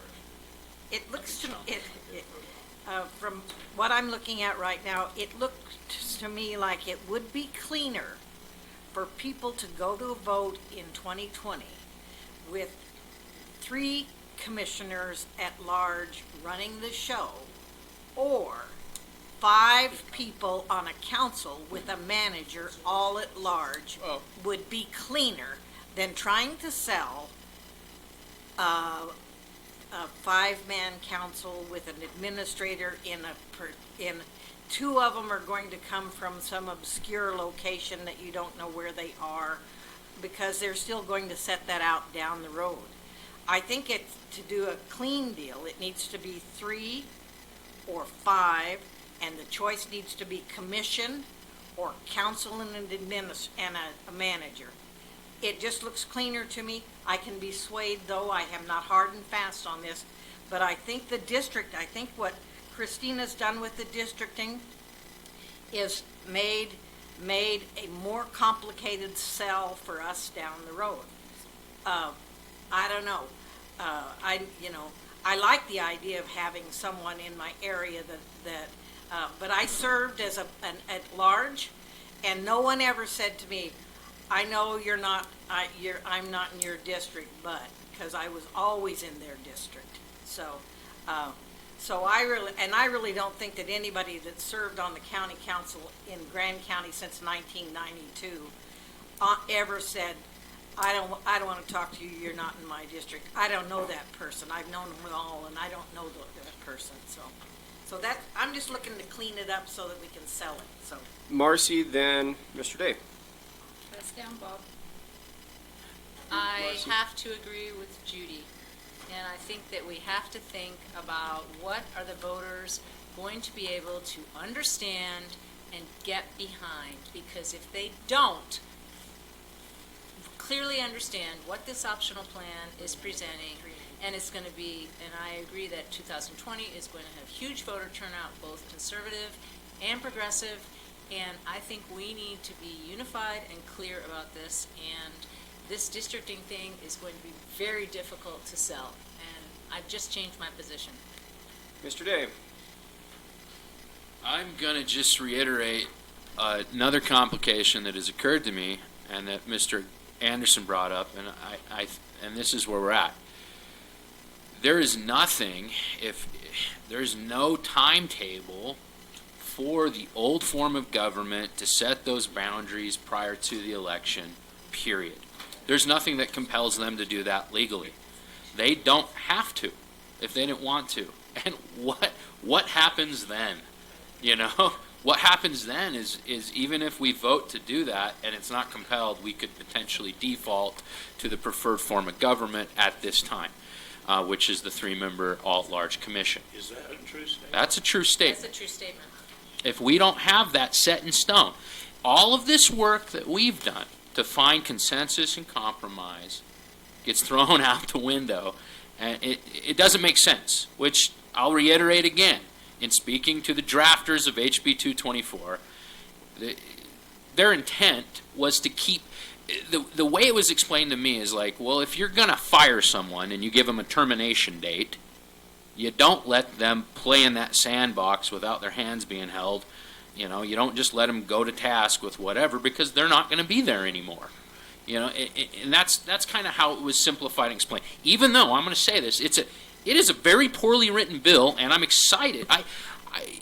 I just want clarification in the legality, and it looks like it's going to get it. It's coming down the road, but it does no good for us. And Everything there's Christina, still issues. and there's still issues, and everything Christina said, great, but it doesn't help us. And right now, we have to ask ourselves, if we're going to sell this, if we're going to push this along, how we want this buttoned up nice and tight and clean. You know, it's just our reality. I want to see this thing passed. I don't want to see, and I've said this to a lot of my conservative, folks that I represent in the Republican Party, and it's not popular with some of them. My stance is I don't want a 3-member commission. I don't believe that that's the best option for this community. With that being said, there are people who do and would love nothing more than to see this entire process fall flat, and I don't want that. And I don't think anybody here in this room wants that. So the question that we have to ask ourselves now is, how do we get this without going through the weeds? Because there's no time for Christina to kick this back to us. There's no time. We have to button it up, make it sellable to the public, and make the choices clear of what your options of government are. And by going into the districts, we get into the weeds. No matter what. With this, and it's not our fault, guys. This isn't us. No, this is on the legislator, this is on the folks who wrote it, and this is reality. But like any good guinea pig, here we are, and we get to deal with it. Paul, and then myself. Yeah, just my only clarification to that, and it's not a clarification of that, but as I understood Christina when I asked her to read the potential fix of this, the potential fix is we don't have the authority to set the districts, right? Yeah. That's what we all heard. So even if it was clarified, it would not give us the authority to do what we did pretty damn well in this process. Am I right? Well, Correct.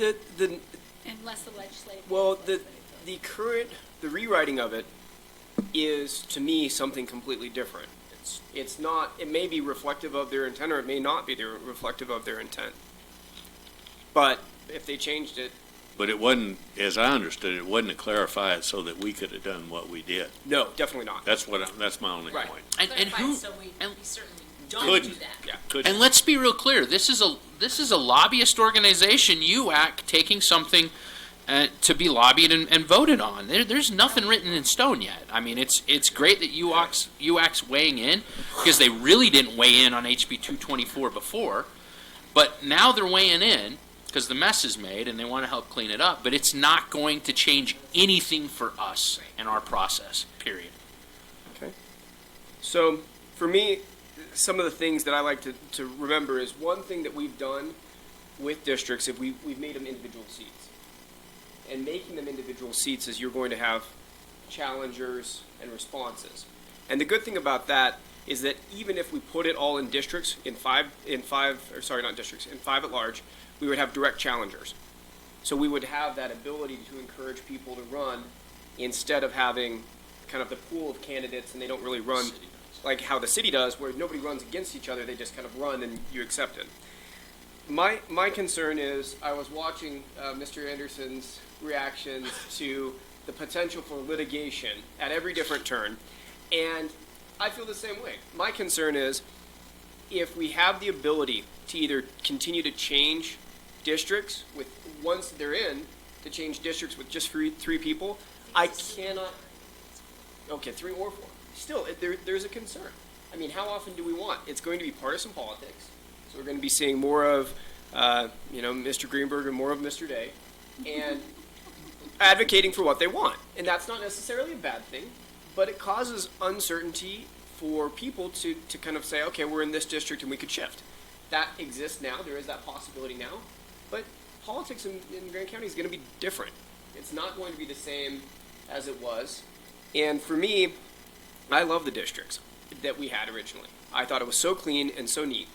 But when I look and see that there are individuals that live out on the rims, you could shift districts around, and if you didn't want Curtis Wells as an example, because he lives near, kind of near the, I don't know where he lives exactly, near the sloughs, you could shift that in and move him out. For me, you could shift Rose Tree in and you could shift it out. If we moved Rose Tree in, almost half this group could be in the county. And it's very simple to make those changes, and it may or may not be gerrymandering, but you could say, well, I don't want to run against so-and-so and shift it around. My thought is, it looks cleaner to have all at large. It is not what I wanted, because I voted for having 2 districts. I thought it was super neat that we could have 2 individual groups, and you could have people you could talk to. But the concerns that we have is, we would be suggesting something that we don't necessarily know how it works and what it looks like, and we'll tell the voters, we have these 2 districts, we don't know what they look like, and people might be frustrated with it. And if it's convoluted and complex enough for all of us, who have been doing it for the last 8 months, that's probably an indication that the voters might not spend as much time on this in 2 years than we would. So that's my concern. So those are my concerns about it. I don't have anybody else on my list to talk. Okay, we've got a motion before us. The motion, unless Mr. Greenberg, you'd like to add anything else, final word? You there? I don't know where the paranoia about elected officials is coming from, but it's hard for me to imagine that a appointed group such as ourselves has so much more faith in our decisions than we do in elected officials. I don't share that faith. The process, the study to change the form of government has been intensely political from its inception. So it's a little bit disingenuous to worry about it becoming a political process. It's been one, and we all know that. It's not going to change because you have to have R's, D's, or I's as a candidate. Politics is politics. That's why it's called politics, is because it's political.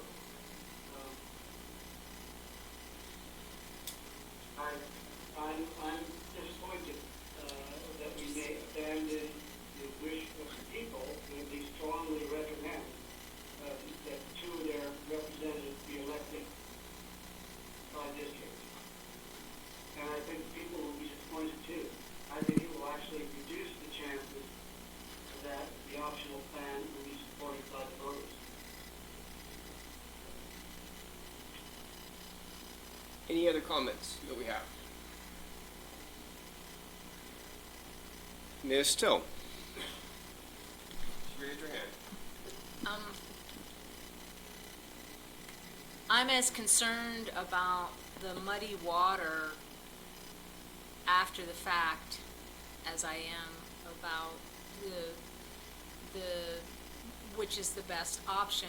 The fact that there isn't a clear legal path to a timeline, when these things need to be implemented, and how they're going to take place, how they can be altered and changed, and that the word litigation is actually mentioned in Ms. Sloan's report, that if this doesn't, go the way we thought it was gonna go, then we have litigation, and that to me sounds like a very bad path to go down.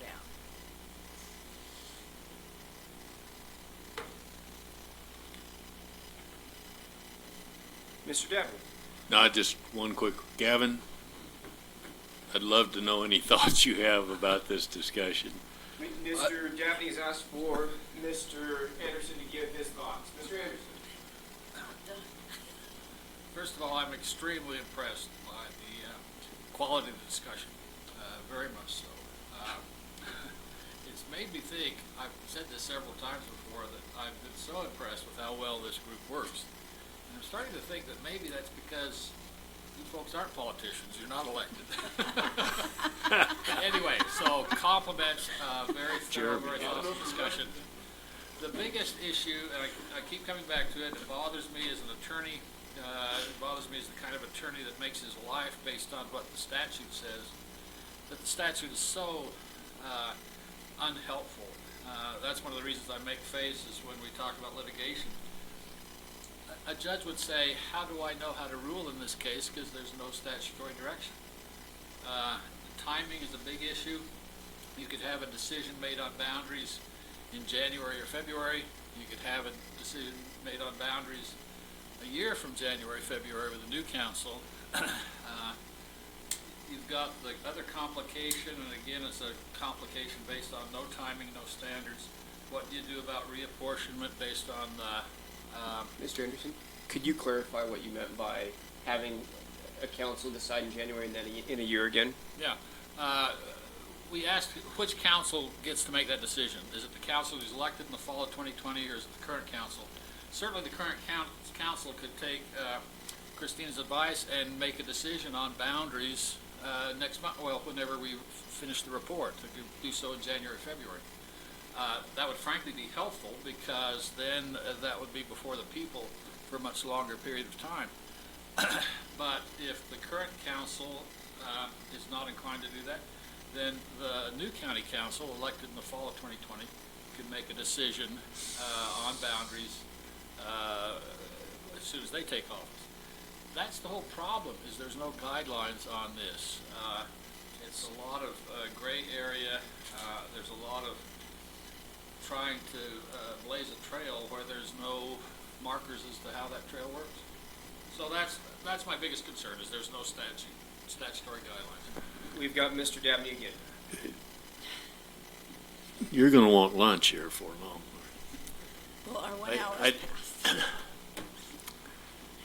I just still, Cricket's going to hit me here. I just still. I've never hit Bob. I think you're safe. I just still don't understand how the current council can draw boundaries for something that may not even pass.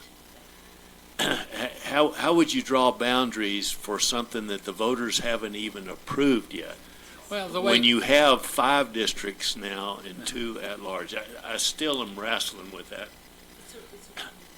Yeah, bear in mind, it is a recommendation, and it's based on what Christina was saying, is that she would characterize it as an addendum or an attachment to the optional plan.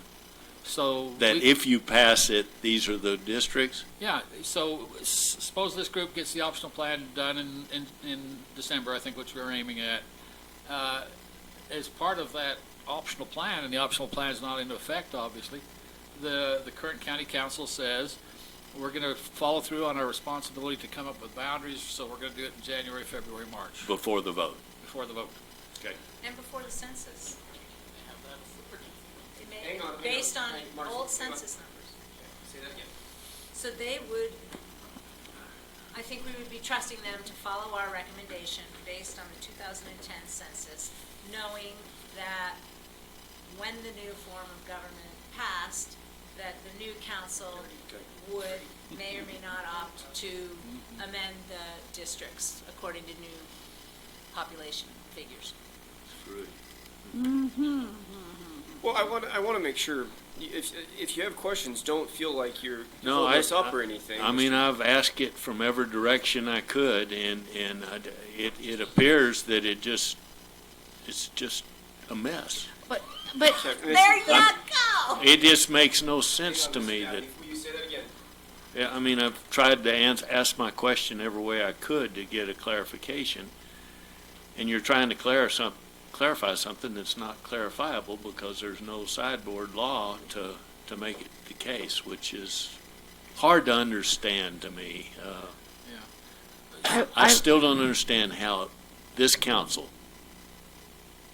with 5 districts and 2 at-large, could say, we're going to change our own seats here.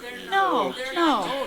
not They're this. changing for the future. They're changing the That doesn't optional even exist. Right, Right. right. As a recommendation. They can't As a change recommendation now. to support Theirs the would be a optional plan, recommendation.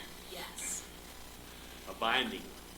No, they wouldn't Then kick it's in not a until it got recommend- approved. It wouldn't kick in until it got approved. I mean, they're just gonna say, hey, if this passes, we choose these 2 to be the districts.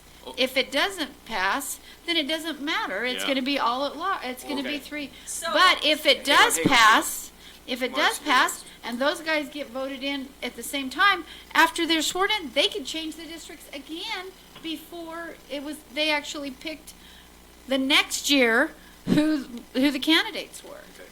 We've got Marcy next. So And the I didn't current- hit him. Okay, Bob after Marcy. I wasn't real. So the current council could, in effect, make a recommendation as an attachment to our optional plan next month, okay? And it would become part of our optional plan. And that it would become part of the selling point to the voters. The Okay. voters would vote the plan up or down. That current council could feasibly officiate, make those districts official in the end of November, December of their terms. So that they would be in effect starting in 2023, because there'll be no new elections between 2022 and between 2020 and 2022. Does that make sense? Yes. Yeah, it does. Mr. Greenberg. Your turn, Bob. A couple of things. First, why wouldn't we then give the current council an opportunity to do that? If you guys remember way back at the beginning of this discussion months ago, I proposed a political solution, which is that the council go on the record as agreeing to follow our recommendation on district boundaries. But in fact, according to you guys, if I understand you right, they could go a step further. They could pass a resolution saying the top recommendation of the committee and append to the proposed plan these district boundaries. So if that's the case, why wouldn't we wait 2 weeks and see if we can get that to happen before we abandon what we thought was a good compromise? That's the first question. But that's for the committee, not for Gavin, I guess. Right. The second question is for Gavin, which is, in your view, Gavin, if we went with a plan that had all at-large seats, could the next commission, the guys elected in 2020, could they change it to 3 at-large and 2 by district, or 5 by district, if they submitted that to the voters? Or does the current law prohibit that? Within 2 years? Certainly, the current law prohibits it, Bob, and the existing county government can't really tinker with the optional plan. That's the product of this committee. We've all discussed the process, how it's approved by the attorney and put on the ballot by the clerk. So, under the current law, either the the current county council or the county council elected in 2020 would not be permitted to make any changes to the optional plan. Of course, the legislature meets twice between now and election day in 2022, and who knows what they might do. But under current law, no, I don't think the county council could make a change in the optional plan without some very significant change in the statute. But they could pass a resolution to adopt the district that we propose. Absolutely.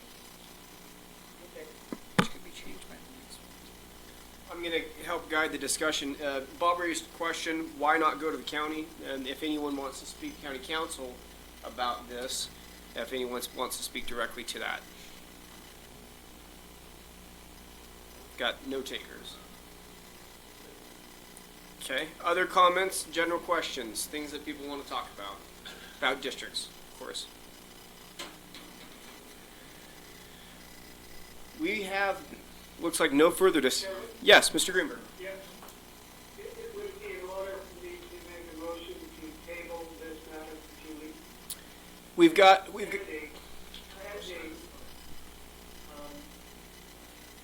decision of the current council to adopt our recommendation. we currently have your other motion on the floor. If we could resolve that, then and we can see what the vote is for that, and then have a renewed motion to postpone this for 2 weeks. Thank you. Would you like to have any other statements on your current motion? Nope. Okay. I think we've had to take this first. Mr. Dabney. Could you just read it? Oh, could I just read? The motion, and Bob, correct me if I misstate it, or I don't know if Ruth would have it by chance, be able to read back his motion. I can try. Okay. His motion, your motion is? Oh. Okay, what I got was to move the relevant section on district boundaries and the district maps from the optional plan to the recommendation and report. Seconded by Marcy. Okay, that's the motion before us. Did everyone hear the motion? Okay, I will ask for, we'll do a roll call vote. So we'll just start with Mr. Dabney, then move to Cricket, then, and everyone will say if they're for or against, so that it's clear.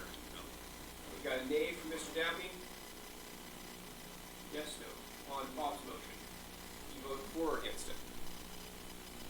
This motion is to keep things the way they are. Correct. Okay. Well, it's to move, but it's to move it. To move Yeah, it. no. So a nay from Cricket Green, nay from Jeremy Day, Marcy, nay from Marcy, Judy Carmichael's a nay, and I'm a nay.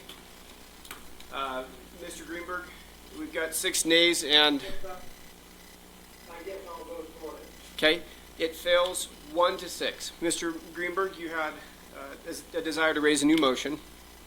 Yeah, I'd like to table this to see if we can get the council to put this to bed for us. Okay, we've got. To get them to actually adopt the districts we propose by resolution within the next 2 weeks.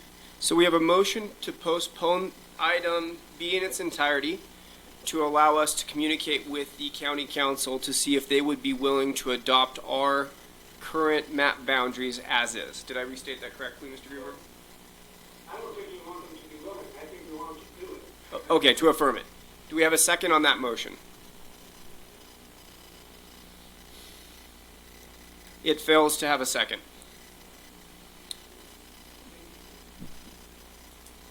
Do we have any other motions? I make a motion to I'll be the bad guy.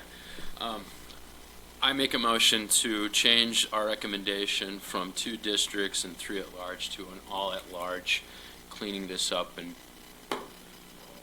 expediting the process. So my motion is to make a recommendation to our optional plan to change it from 2 districts and 3 at large to all at large. So we've got a motion to change our current recommendation on the optional plan from having 3 at large and 2 districts to having all at large. And we've got a second by Cricket Green. Discussion. I think we've discussed it. Does it stay in the optional plan, or is it in the recommendation and report? It's in the option. In the optional plan. Yes. we would need to amend the draft optional plan. Mr. Anderson notes that we would need to change the optional plan. Point of clarification, would the new additional all-at-large members be in seats as well? Seats as well. And we would change them to, I can do Mr. Anderson will address that, if that's what's added. And then Marcy would like to do you want to make a comment now? No, I do have a question about how we identify those seats. Perfect. Like, Mr. Anderson will run through that. So I'm thinking if you change to all at large, there's at least 3 changes you'd have to make. One, right now we've got staggered terms that are based on the 2 different kinds of seats. So we'd have to make those staggered terms. You'd have to redraft the optional plan to make those staggered terms track with 5 at large. We've also made, in furthering the staggered terms, we've also said some would be elected in the presidential election years, others would be elected in the gubernatorial election years. We just have to clarify what this change would have on that. And then, as Marcy's mentioned, we do number the seats. I think we numbered them 1 and 2 in ABC. We'd have to have a consistent numbering system for the 5 at large. I think that's the only changes we would need to make in the draft. We've got, Marcy has the question, and it's probably... I might have the answer. Marcy's question is this, and it's more of a Bob/Mr. Day question. If somebody begins running for seat, say for example we have seat 1 through 5, if Marcy's the incumbent, and I see Marcy signed up for seat 1, and I actually signed up for seat 1, but I realized Marcy's going to beat the pants off me, can I withdraw from seat 1 and run for seat 2? Within the time period of Registering. Or vice versa. Hang on. Bob, Registering. will you say that? Not after the 5-week date. Yeah, the filing period. So Before the final. You're if before I'm your an filing period? incumbent and I see who my opponent is, can I withdraw and file for a different seat? You can only do that during the filing period. So the Okay. filing period opens a certain time. Which is closes. why people don't file until 2 minutes before the deadline. Exactly That's right. exactly why people don't file, which is, I didn't really ever get that. Yeah, it's all, don't show your cards. Okay, here's Cricket. So I recommend that instead of A and B and 1, 2, 3, or what the vice versa, we just do seat 1, 2, 3, 4, 5. The odd numbers are a presidential and the even numbers are a gubernatorial. That makes it very clear, no matter who's running, that what seat number it is, or vice versa is fine with me. That works. Cricket, the president and the governor are elected the same year. Okay, so senatorial. No, they're not, are they? I don't know, everybody's got a crowded face. I didn't. This next year is. Oh, this next year, 2020, yeah, that's right, this next year Okay. is. So, well, maybe we just say, on the odd years, the odd Our elections seats, are always and on the in the even year. years, That's a good way. I'm to just do it. joking, I'm joking, I'm joking. It's actually a good way to remember it, though. Yeah, what, Well, we just say president and non-presidential. Two are President, elected for 2-year terms and 3 for 4-year terms, or vice versa, yeah, we can do that. Mr. Anderson? That would do it. every 4 years. Yep. Mr. Anderson wants to make a statement, comment? just what is typically done in statute for staggering terms. Sometimes a statute will say, and we do the same thing in the optional plan, we'll say seats 1, 3, and 5 will run in 2022 for a 2-year term. Seats 2 and 4 will run in 2022 for a 4-year term, and then those terms will become 4-year terms for everybody, and that will automatically split up that staggering. Yeah, that's perfect. Right. And I don't know for procedurally what will be cleaner if we should just handle the issue of districts versus at-large now, and then maybe put it on the agenda, unless people prefer to address it now, to clear up the other language. Mr. Anderson? It might be helpful if I had a chance to work with Ruth and come up with specific language and then come back and have that final sign-off by the committee. Perfect. But are there other areas that you need to know? Other things that we need to break down besides staggering terms, Seat numbers. seat numbers? I don't think so. I could communicate with the committee. I could send an email if I do run into something, or I could just say, here's something I came up with we didn't discuss. Here's a possible way to draft that. Ruth, we meet on the 13th of December. Is that our next time we meet? Correct. Okay, so we have a motion before us to change in our optional plan, to change our recommendation from three at-large and 2 districts to all at-large to remain in the optional plan. Any other discussion on that issue?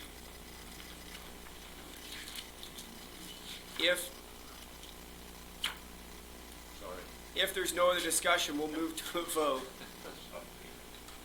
We'll do same as last time, a roll call vote on whether people approve or deny. So we'll just say yay or nay, and we'll start with Judy Carmichael.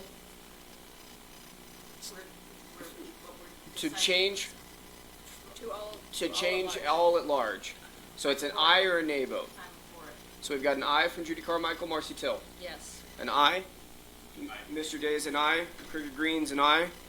Walt Dabney is an aye, and I'm an aye. Mr. Greenberg? Nay. Nay. It passes 6-1.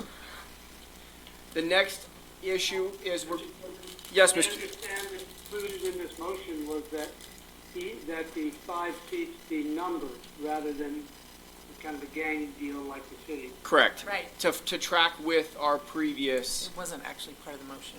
It was discussed, but to track, we have other issues that we have to, okay. Ruth is correcting us and saying, no, it wasn't included.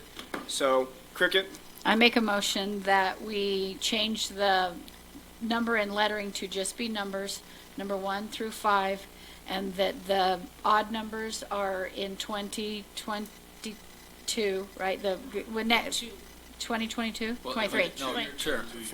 Will be a 2-year term, and then, Could I recommend the other way around? Have Sure. the 135 a 4-year term, because then you have more people okay. running the first time. 1, to get a 3, full- and 5 would be a 4-year term, and then the even ones would be only a 2-year For the initial initially term. for the first elections. And then Then the next thereafter- cycle, at the 2-year term is up, they would be up again for a 4-year term, and after that, all would be 4-year terms. and it, Second that. okay, so we have, Let's make sure we've got Ruth's concern covered. okay, so the motion has been to have all the at-large seats numbered, 1 through 5, that the odd numbers, 1, 3, and 5, would be on an initial 4-year term. The even numbers, 2 and 4, would be on a 2-year term for the initial Election. and thereafter they would be on 4-year terms. And we've got a second by Mr. Greenberg. Discussion? Seeing none, we'll move for a vote on the same motion. All in favor, please raise your hand or say aye. Aye. Aye. Aye. Bob? And passes unanimously 7-0. Other issues that we need to clean up regarding all districts at large, anything else, Mr. Anderson? I'll need to look at my notes, but I think that covers it. I'll look at the notes. I think we've got everything covered, but just if it's okay with the committee, I'll go through my notes and my previous thing when we were discussing this before, and then just alert the committee if there's anything else that we haven't discussed today. Other final comments on this issue, item B, reviewing district boundaries. Looking around at everybody, Walt's got something. No, I'm walking no, towards him. I just, thanks for your patience in discussing this. It was important. Walt thanked us for our patience in discussing this. Me not hitting him. Moving then to item D. Are we good so far? Moving to item D, reviewing a rough draft of the optional plan. Well, again, I think it would be helpful to make these changes to and get that to the committee. Mr. Anderson would like to make the changes and then get that back to the committee before we review an optional plan. So do we have a motion to maybe postpone this? Postpone that. Table it. postpone I move we table this 13th. He to the said to the 13th? 13th. Okay, we've got a motion to postpone item D to the December 13th Second. meeting. We've got a second by Mr. Day. All in favor, please raise your hand or say aye. Aye. Aye. Bob? Bob, you want to postpone item D? Per- Passes 7-0. Mr. Anderson? I remember a discussion in the emails going back and forth in anticipation of this meeting, that I maybe just rough in what we might need to do for a 3-member county commission if this all goes to hell in a handbasket. Oh I my think we backed God. away from that. Okay. December I hope 13th so. agenda. Yes. Okay, there we go. Again, that could be very, very simple. The statutes are designed for a 3-member county commission. Most of that optional plan would be something like as provided by state law. Okay, well, we have that on for the 13th, just to look at it. Okay. Anything else on drafting the optional plan? Anything further on drafting the optional plan? Nothing. Moving to consent action items, agenda, nothing. Moving to discussion items, there are none. Moving to discussion and possible action on study strategy, there are none. Moving to public hearings and possible action item, there are none. Future considerations, does anyone have something that they would like to talk about at a future meeting or would like to raise now? Our next meeting would be on December 13th at noon. Mr. Dabney, and then Ms. Green.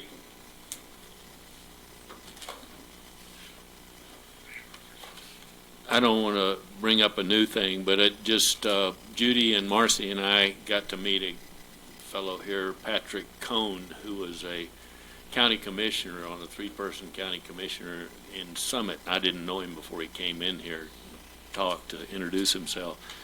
They had a 3-person county commission. He was one of them. And he said, we went in 94, I think, to a 5-person county council with an appointed administrator. And I'm just sharing this because that's a lot of mean years manager. of feedback. You mean manager. Manager, leave me alone. I had to get one. You word. know, they all know what I'm talking about. A manager, and he said, I'll just tell you, as a 3-person county commission with the full legislative and executive authority, we spent so much time dealing with insignificant little stuff, like some police officer wanted a raise or something like that, and then the next thing we were talking about a major rezoning thing. He said, it is so much better now after all those years. People love it because you have a county administrator that's dealing with all that minutia. Manager. You have a County manager that's dealing with all that minutia, and the county legislative body can deal with the big stuff. So I didn't solicit that. He told me that it's really worked well for Summit County, and we're somewhat similar in ways. That's the way it works in the real world anyway. We already knew that. What? I mean, the good management always makes companies run better. Right. Cricket? Nope, nothing else? Anyone else? Anything else that they want to add? We've got Ruth. Can I that's just gonna add. review so in addition to this draft optional plan So we've got, in addition to this draft optional plan, for the December 13th meeting, and as your attorney has already mentioned, would be discussing briefly that, what about that backup plan for a transition plan?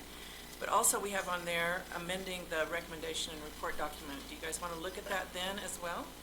And then or do you want to wait till the last meeting of the year that you have scheduled, the last meeting period that you have scheduled is December 20th, which was to look at the 2020 publicity campaign, review the final draft of the optional plan and/or the recommendation report, and then schedule any additional meetings for 2020. got Cricket? I would say that we want to do it then, because if we get it, we have plenty of time to read it, so that maybe we can make quicker decisions and not have a lot of discussion, if that makes sense. Do it when, the 13th or the 20th? The 13th. You have 2 meetings back to back a month, a month from now. Yeah, I think the 13th, so that if we, Here's the question. Is there anything else on our original plan that we have not addressed that we would like to address before we finalize our plan? so I'm wondering, since we've went around, and my concern, I think we can float this new form of government because we're all at large. I believe that. But my concern is people who want a commission instead of a council. I just think we should have a small discussion on a 5-member commission, just to bat that around, because I have people asking us, why aren't we discussing it? But then I heard Bob's, nobody has to second this, so don't go nowhere. I'm just going to put this out there. But I also heard Bob Steele that he asked you, and that we wouldn't be able to even discuss it because we had already chose the other. Oh, I think you can discuss Okay, anything you just want. didn't know. So Whether you'd be able to change it. we have the question of whether we want to. Further consideration. It's just an item for further consideration. Yes. The ordinary, Robert's rules, and I know we don't have to follow them, but the ordinary procedure is that for a question to come back to the table, someone who is on the winning side. Yep, and that's what I was just getting back to. So, the question becomes this. If what I've mentioned before is if there's interest in it, we can have 2 people bring it up. The only way that we could bring this issue up is if it was somebody that had previously voted in favor of the council. So that would mean Mr. Dabney, Ms. Carmichael, Ms. Till, or Mr. Greenberg would have to be the moving party to desire to change this. Absent input of one of those individuals seeking a desire to talk about this, we wouldn't have any reason to look at it. So, really, you 4 individuals have the ability or the power to get that back as something that we could discuss. If there is not that interest, I wouldn't list it on the agenda. So, I'm not putting anybody on the spot. If anybody wants to say something now, they can. If they want to email the group, they can. But that's kind of where I stand. If I don't get something from one of those individuals, then I won't entertain putting it on the agenda. Ms. Just a Dillon. clarification about that, though. Cricket was suggesting a discussion item. What you're talking about, what Is an Bob's action bringing, item. is an action item. Right. So, But which is, But if you can't go for I'm action, addressing that. If we don't have somebody that wants to have it as an action item, or we can't, we're spinning our wheels. So there's no point in really discussing it if we can't even get the votes. So if none of the 4 individuals seem to even be considering it, we'd just be wasting everyone's time. So if we want, I can put it on as a discussion item, we can waste time, but if there's anybody that has any interest. No one is looking at me like they want to. Bob, would you like to discuss the idea of changing this from a council to a commission? You're the only one I can't see. Okay, so no. So we don't appear to have any interest in having that discussion based on people's faces. And no one's jumping up and saying, yes, please. So apart from that, is there anything else that is in the optional plan that we would like to discuss? If there is, and something that comes up, please email and we'll get it on the agenda. Otherwise, we look like we're going to wrap this thing up because we've made all the major decisions on everything else. We've tackled salary, we've tackled districts, we've tackled the 3 areas that are outstanding. I know there's some areas that we'll have to clean up, but for big picture, big discussion items, we've addressed those. Mr. Anderson's got a concerned look. I'll pass this one to him. It's the only look I've got, okay? We had discussed at one point, again, and this is maybe the emails, Ruth, that went back and forth beforehand. Is there an interest or willingness to have Christina Sloan more involved in this drafting the final recommendation? My guess is she wouldn't want to, but I'm feeling like I'm kind of a fifth wheel now because, that's just a question. I don't know if what setting it came up, but I thought that came up before. I think our best approach is to have Mr. Anderson draft everything together. We can include her on what our thoughts are, give her the kind of the draft copy and just say, hey, just FYI. And if she comes back, she might not have the time to review it. So if we're waiting for her input before we approve it, we might be waiting for a while. Yeah. So instead, my recommendation would be is that we draft the plan, we put everything that we want in it, and then we give it to her for her review, give her ample time, and if she comes back with more changes, we will quickly meet before we turn into a pumpkin. And we at have till March midnight 8th to on do the that. March 8th. Mr. Dabney. Yeah, I don't know that I need that. I think Bob can hear. I just, none of us consider you a fifth wheel. No, And none of us consider you other than the best professional, and you facilitated this thing perfectly.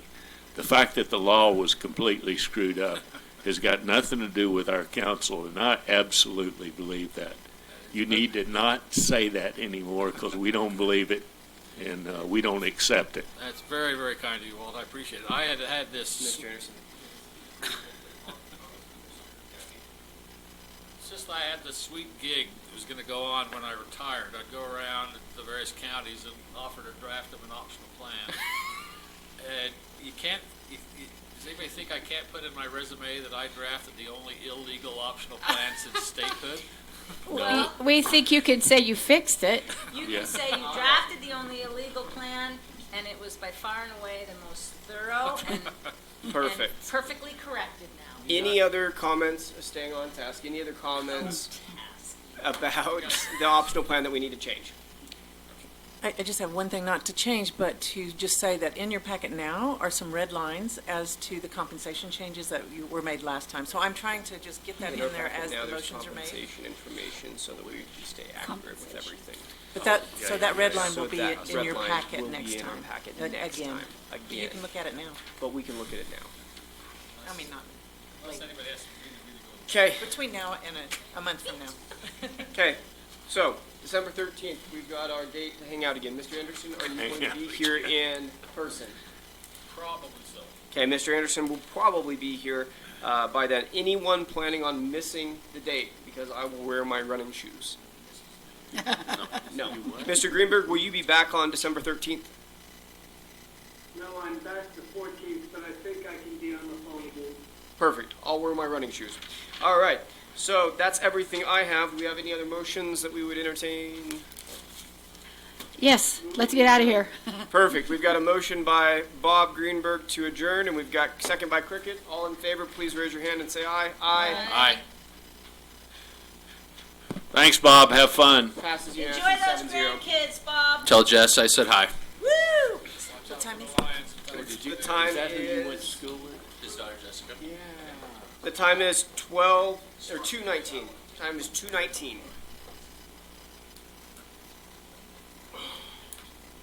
Good job, all. Yep.